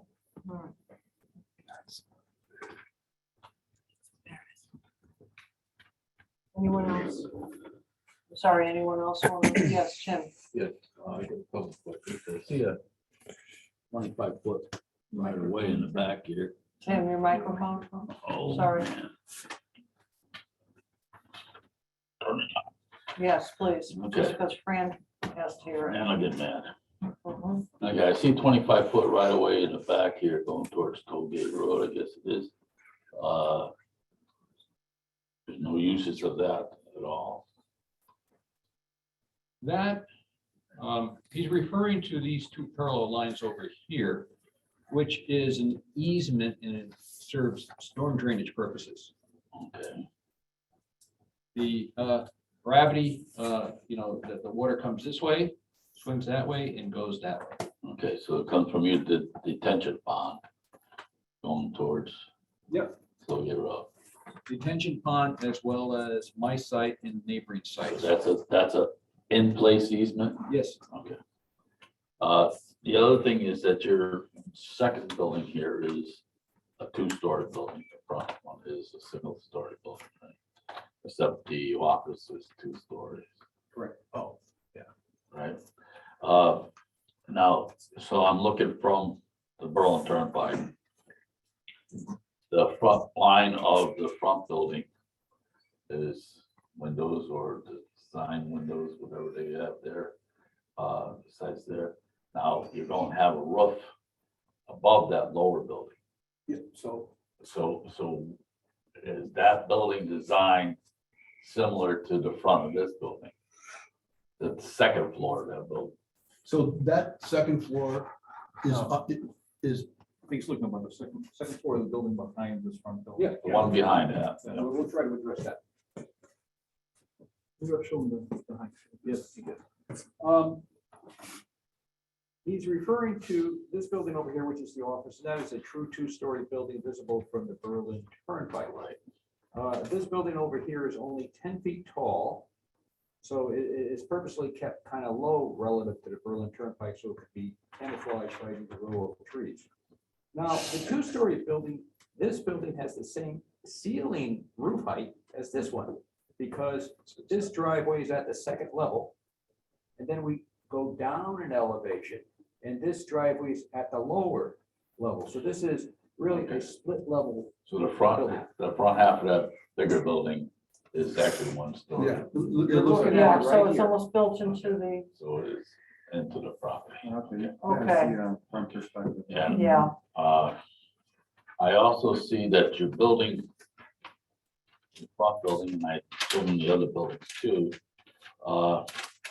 You have fire stops at the office and then another square building or whatever must be your fire system down here. So there's fire stops on both ends of the building, but there's 166 feet of building there without any fire stops.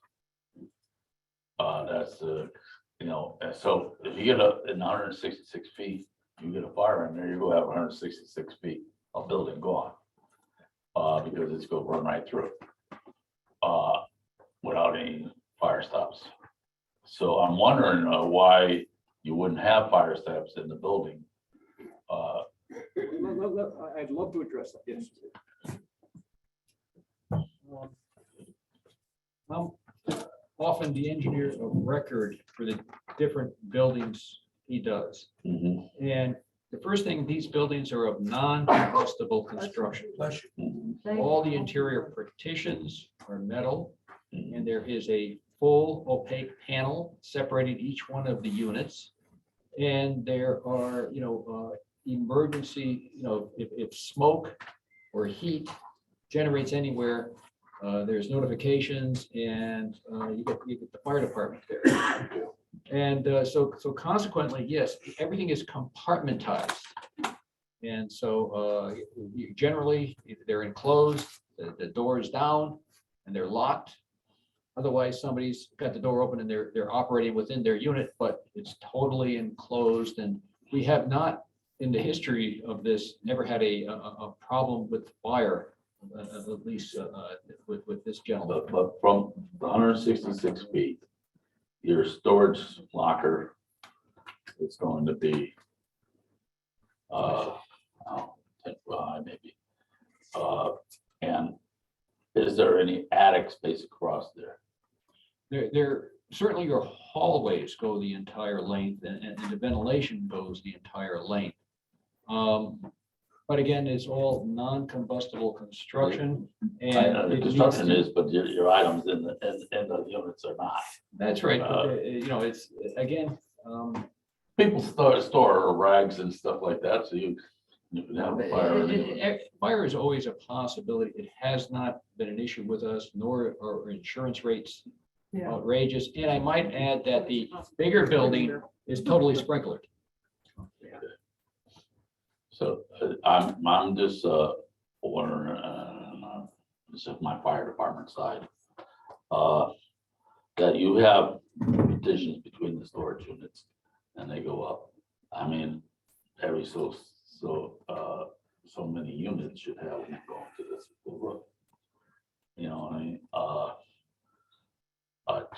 just for your safety yourself, especially the two-story unit. So if you're coordinated, whatever you are for walls, probably should go all the way up to this ceiling. But I know why you have them open and up top for running wires and everything else, but That, if it matters, that front building yeah, is going to be, there is no internal hallway. All the units are just, it's a roll-up door to the outside. outside. So there's a 30-foot wide building, it's gonna be all 10 by 30s. So it's just literally, it's.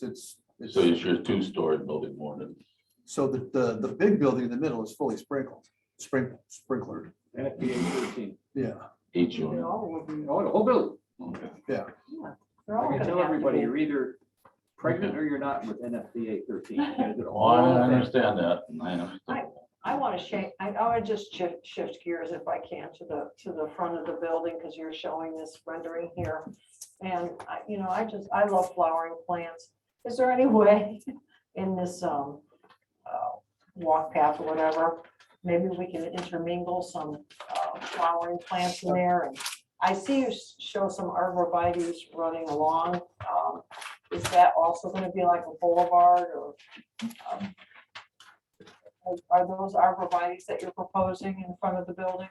Right here. Yeah. Yes. And you mean, yeah, we could certainly introduce flowers. Yeah, I mean, that's- they'll give the caretaker something to do, water the plants and stuff, We- you know? Maybe we Typically, can even put tomato plants out there and stuff.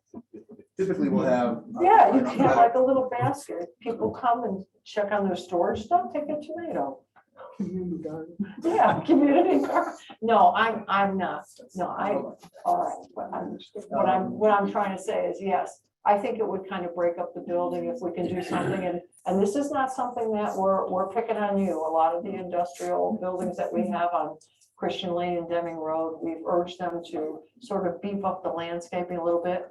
I realize that from the road, folks aren't going to see it, but when they come into your building or they come into your complex, they will see that it's just not brick and mortar, but there's a little bit something extra for them. So Well, maybe if you great can think minds, of it. great minds move together. In the original design, we didn't have these little green areas at the ends of the building. Yeah. But you can see where I incorporated them, and even over here, as well as a green space over here and in front. So as part of that, we got plenty of capability Yeah. of I landscaping. like the way you think. See, you're agreeing with me already. All righty. We look at. Is there anyone online that wishes to, we're in a public hearing, so is there anyone who wishes to comment on this? This is the last. So there's a few comments, questions in the chat. Okay, So from, Can I just comment that from the standpoint of the public hearing, we haven't used chat in the past and we haven't had the policy of using chat. And I would just direct those people to now ask to speak. And we'll kind of make sure that we've hit all those people, but they should speak for the record into the public hearing. oh, okay. So we have Sarah Popali. I think I'm saying the name correctly, but I see you have your hand up. Would you like to address the commission? Yes, thank you. And you did pronounce my last name correctly. So thank you for that. I live at 507 Tollgate Road. So essentially this is right behind my property. I had a question if I would be able to see this document. and be able to review it other than in the town hall, if it could be forwarded to me or on some level that I could take some time to review it. I don't know that I would be able to make it to the town hall and be able to actually like thoroughly review this document. This does affect my property because it is very close to where my property line ends. So I would like to see and review it. Okay. Maureen? So, so any comments that somebody, that if they review the record remotely, would have to, if they have comments, you'd have to leave the public hearing open if she wanted to have those comments come in later, at a later time. So I wanted to set that straight to start with. We don't have the, we don't regularly post applications on the website or anything. However, we do scan and send at the, as we're asked to by the public, if we have the capability to do that with the documents. Sometimes they're too big, etc. I have already asked the applicant to send me the presentation commercial, the materials that are on the design boards, the presentation boards digitally. So they should be coming to the office tomorrow, whether or not the review by anyone else and comments from the public are left. If you open, or if you leave the public hearing open or not, I just wanted to make sure that was clear. Okay, all right. I'm not sure I'm being clear. I'm feeling. Okay, We got you. I just wanted to make sure that,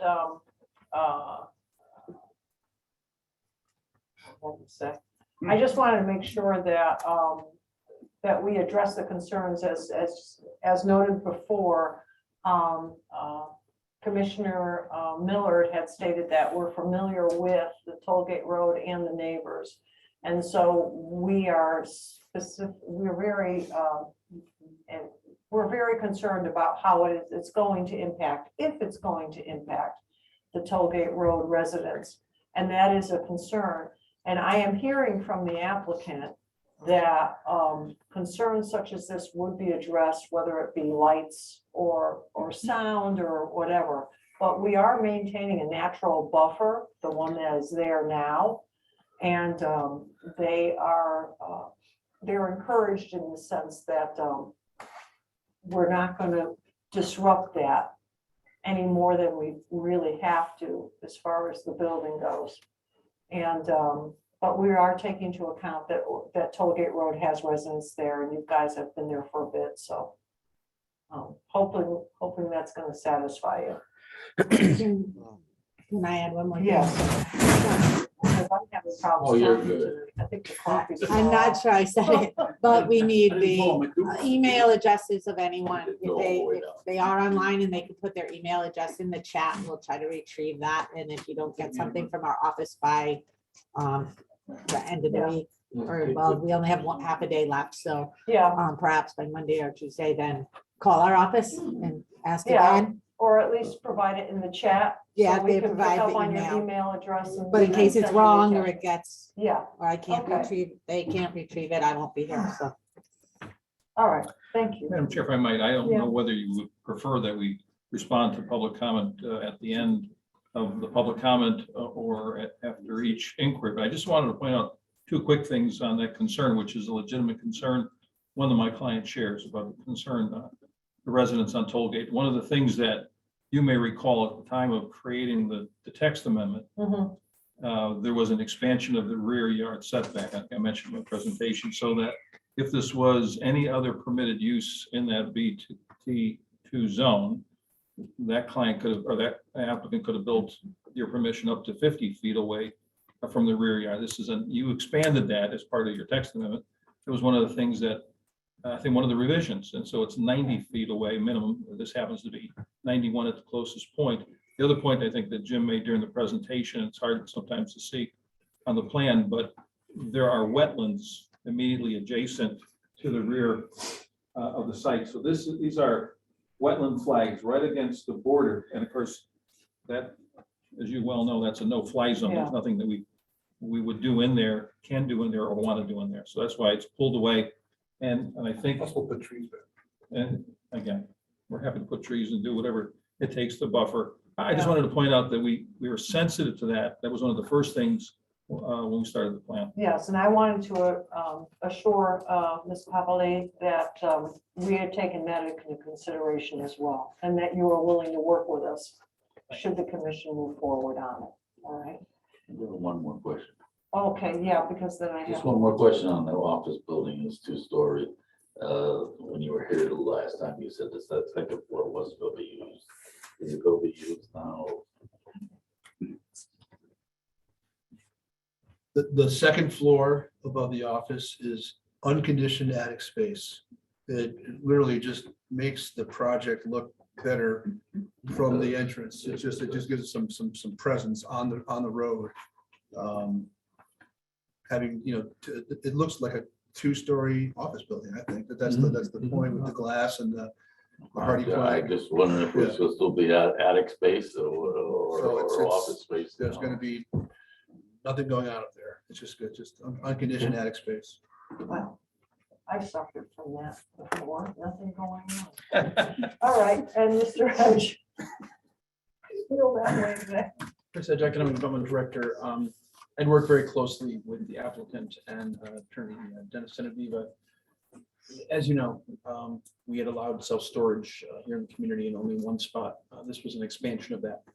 The text map was put together for a couple of reasons. One, to limit it to just one area of town, which is down by the southern portion of Berlin Turnpike. I was very pleased that they had the 90-foot setback, which I think is very important because the residence is in the back. I think it's a quality project. And economic development was behind it, but personally, I think it's a good use because this is a property that, as we know, has been sitting there for a long time in a zone that's really challenging south of Route 9. I think it's helpful because this is something that the community needs. And I know Mr. Cusham and Connecticut Self-Storage has done a great job. I drive by the one in Plainville on a regular basis, and it's something that, again, I don't think it's going to be a huge impact from a neighbor perspective. It's not a restaurant. It's not something else that's going to be consistent. And I know that the hours that they have is also very cognizant of the fact that neighbors are there, which I think is important because, yes, some of the places that are 24/7, you don't want to see that. So I'm very pleased with how it's worked, and it's been a really good relationship between myself and their team because we wanted to make sure this fit not just in that zone, but the entire community at large, including the residents. So I'm very pleased with the way it's gone. And, I'm happy that the first one to come under this tax amendment is a facility I think we can be very, very happy about. Okay, terrific. Thank you, Mr. Hedge. Anyone else online? Yeah, yes, I have a concern about how now this is a avenue for people to go from the turnpike, direct pavement into my backyard. Just the other day, I had vagrants trying to get into my vehicle in my front yard. Now I have to worry about it in my backyard without. Okay, can I just ask you for your name and address for the record? Yep, I'm at David Scotchless, 495 Tollgate.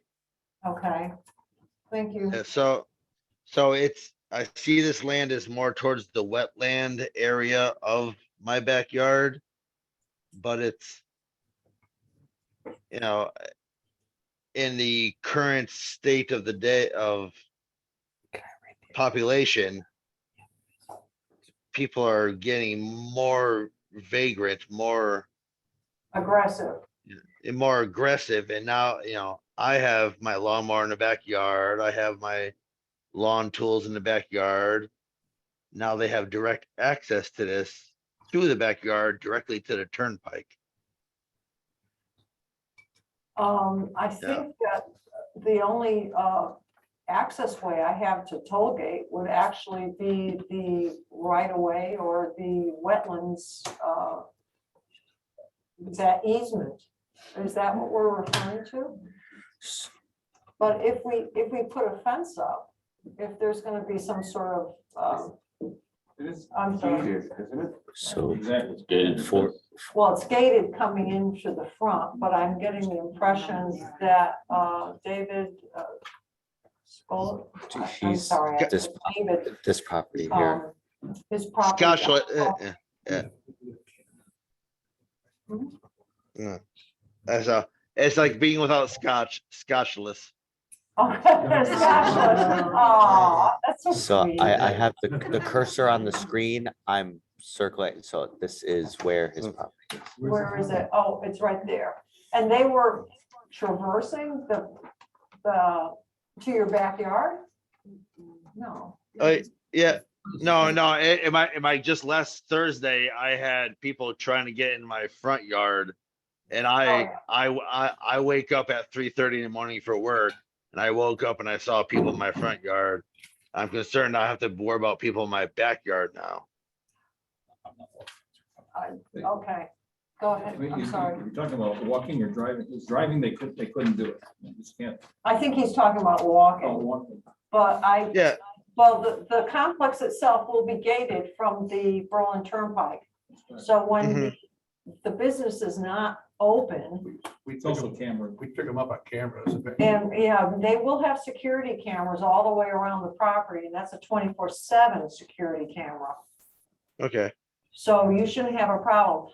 But I do hope that if you are having problems with people coming into the front yard, that you please call the police department and let them know so they can send the officer down and do a check on the property.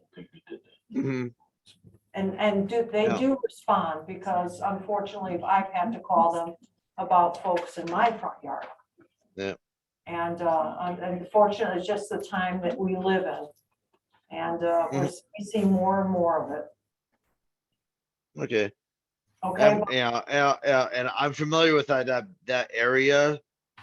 And I know, like, I see you're outside of the wetland area, but that is still very close to the wetland area, and I didn't want to worry about it pressing closer to my backyard because of proximity to the wetlands that are to the north. yeah. You know, Well, if Yeah. plans change, you know. Yeah. Well, they're taking into consideration the Tollgate Road residents. They don't want to have an impact on your well-being, and they certainly want to be a good neighbor. And I know that they have already expressed that they're willing to work with the commission through the planning department to eliminate any concerns that might come up by the Tollgate Road residents, whether it be lighting or whatever noise, or, you know, the need for fencing in the back. So they are going to work with us. And we Okay, will work for you. okay, so, you know, I'm concerned about being in my backyard, trying to enjoy a summer day and seeing chain link fence, spotlights. No, there's not going to be any spotlights on you. They will have security lighting for their buildings, and they will have cameras. So they will be watchful of their property. And obviously they want to protect the people who utilize that business. But they have no reason to be traversing to your property through the backyard or whatever. Okay, Okay, Nor All should right. lighting, I believe the lighting should not be any spillover lighting, all contained on property, yeah, and if, angled back towards the building. So yeah. So the security lighting will not be directly aimed at you. However, if you should ever experience something like that, we would ask you to call our town planner and let her know so she could advise the applicant or the owner of the building to redirect the lighting. okay. Okay, Dylan, but thank you for your comments. We you, really put appreciate them. which property he's talking about? Yeah, he So was, So there's Yeah, that one, Yeah. there is no disturbance behind your property at all, this project. That land that's there is going to stay the way it is. So the property behind your property is not being disturbed as on. this okay. okay, Okay, yeah, I'm happy to hear that. A couple of years back, there's a bulldozer behind my property. I heard a heavy equipment.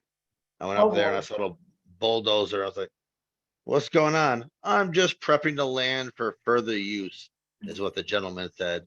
yeah, okay.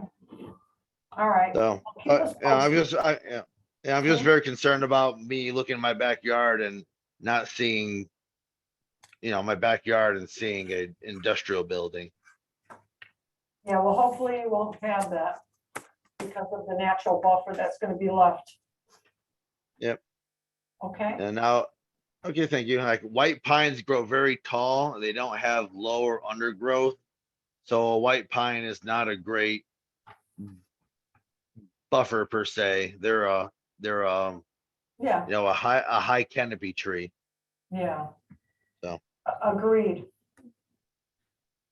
All right. Yeah, I heard. But thank you for your time. No problem. Thank you for your input. Thank you. Anyone else? Is there anyone else online? Okay. All right. Just for clarification, then I'll leave you guys alone.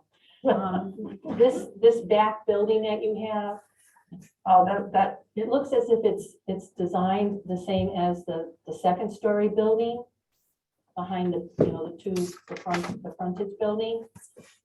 It's the one way in the back, yeah. Is that the same design as the two-story one? It looks as it is. No, with no, the- that is a 10-foot tall building on purpose. It's Okay. 1 story, 10 feet tall. Okay, because I know this one is two, but it's double. This one is not double. This not. That is not double. That would be 10 feet tall. Okay, and my other question, this will be my last. Regarding when you start to move all this soil around, and I know you're far away from, you've got a good buffer away from the wetland there.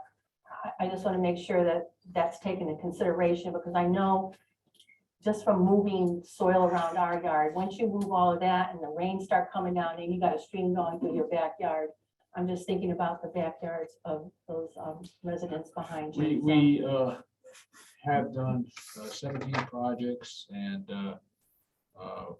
we know how to control erosion and sediment, and we have excellent contractors with new equipment and plenty of iron, plenty of personnel, so we So you're pretty much all come over it. in, do it, and be done, because he doesn't start earning money Okay, until it's done. all right, that's good to hear. Thank you. okay. And Anything else? Yes, Maureen. So I just want to put a few things in the record. I'm gonna actually hit that one first. We do have in our regulations, although it's not a well-used thing for applicants to call the zoning office and let us know when they have their soil erosion controls in place. They should be doing that. We're trying to get that enforcement back up. If they actually do it, we kind of keep a tab as far as how building permits go, but as was stated, site work often starts before building permits. So if if the applicant would make sure to do that. I did want to note, and I'm sorry for no written staff comments, with just time. The fire marshal did request the Knox box entry key and compliance with his requirements. For the record and for the benefit of one of the public that spoke, the wetlands did hear this item and did review the application and have their criteria that needs to be met along with that wetlands permit. So making sure that's understood.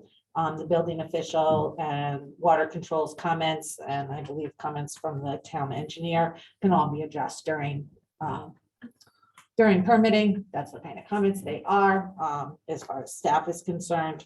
And that's all I have. Okay. What's the pleasure of the commission? Again, reminding you that the person online was asking for the plan, but Yeah. again, your decision. I'll make a motion to close the public hearing. Okay, we have a motion to close the public hearing. Do we have a second? I'll second. Second by Ms. Joyce. Further discussion? And all those in favor? Aye. Those opposed, so moved. Okay, thank you, Steve. All right, moving on to old business, because our last item was withdrawn. Applications for the 550, 554 Berlin Turnpike. Maureen, I think we have had a conversation. I believe you said that there was some engineering information that went to our town engineer, and he needed to do a review of So the consulting engineer Yeah. was still reviewing the presentation, the changed presentation plans made at the hearing, when the hearing was closed, which was on the 12th Okay, of January. That's the last time they presented some changes at that hearing. And we would like the opportunity, and I consulted with the consultants. Mhm. I've consulted with the The consultants. consultants, yeah. You get them plenty. I'm so Yeah, I sorry. know, I know. And they, we determined that while if the commission decided to start deliberations or not, regardless of that, we would request that you afford some additional time. You have 65 days from that January 12th meeting to decide the item, and that you afford us some time to prepare a motion with conditions and get all of that Yeah. testimony that happened over so many public hearings Yeah, with so many changes from perhaps a plan we had and reviewed and then it was modified, so that we make sure we stay up to all the discussions with it and hopefully have the time to. I'm not sure, and in that regard, with the schedules of themselves and myself being away from now until the 14th, that not even probably having that ready for the 16th, but we would be looking more likely to have it ready for the first March meeting.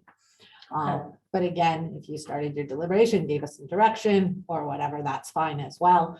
No pressure to do so, just leaving that. so open. would it be better to continue to the next meeting and second. then we take it from there? Second. Or, It's the 2nd is February, so the February and March have the same dates. so that would do, so is it, I make a motion to continue to the 2nd of March. okay, so we're gonna chop over the 16th and go Do right you, to the 2nd of March? If I can comment during When is our second After meeting in that- March, out of curiosity? the 16th. That's the 16th. 16, so we'd still, even after the 2nd of March, we'd have one more meeting to decide Yeah. our extension time. I might suggest that in case any of you do have comments that you want to add in as you're reviewing it or on the start the deliberation, Mhm. that maybe you don't skip over that meeting until that meeting, or at least until that week and we get You a mean feel for the for it We can always for the continue it very again. next meeting. All right, Yeah, I so just don't think it's a good idea So you're to thinking to that we limit should, yourself if you do have something to. okay, so if we have something to share, so are you suggesting then we go to the 16th of February? Yeah, Okay. just Yeah, no, just move it on no to the deliberation tonight, Yes. leave it on the agenda. Okay, leave it on the agenda. Can you, It's Tim's motion. Tim, do you want to Make make it a to motion? the February 16th then. Well, And we'll review it again on February 16th. And I will Okay. second that motion. all right, now we got the motion, we got the second. Further discussion? All those in favor? Aye. Those opposed, so moved. All right, special permit use application, Olinda. For an accessory dwelling unit at 5. This is continued to March 2nd because they're in zoning, Board of Appeals. Proposed amendment for Linda Alstron to abolish the zoning regulation, section 11 DD, planned residential infill development. We're going to keep. That's that just open, open. you don't have to. Okay, act, it's open. so item D is open as well. Moving on to item E, special permit site plan for developer J.R. Chisholm, Connecticut self-storage at 2200 Berlin Turnpike. So Right. I will make the motion to approve with a few conditions. Okay. Obviously, first and foremost, staff and town comments, and then the hours be between 10 or 6 a.m. and 10 p.m. And then that they work with staff in case of any additional fencing, security fencing, or any additional screening as far as plantings are needed, And especially landscaping. in landscaping, especially behind building 3 there after the construction is completed. Okay, we have a motion. Uh, Second by Ms. Jorsy. Further discussion? Yeah, I just want to include Yeah. that, I think he's already, but all the comments that were addressed by the applicant with the, You mean the neighbors? the staff comments Okay, that were addressed and answered. We got a big We had thing a, of them. Yeah, And that be included in the map. okay, Those so, comments and their conclusion of what they will do with them.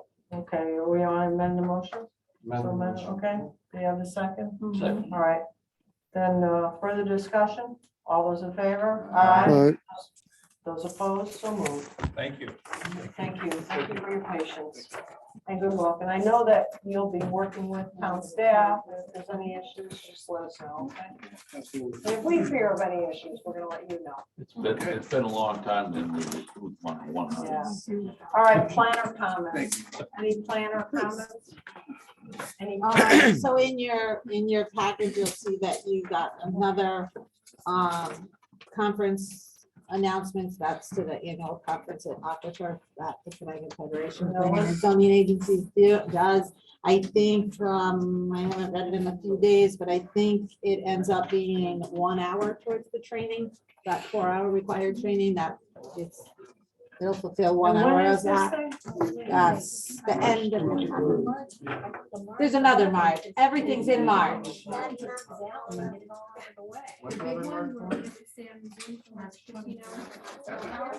But you get a meal with this one.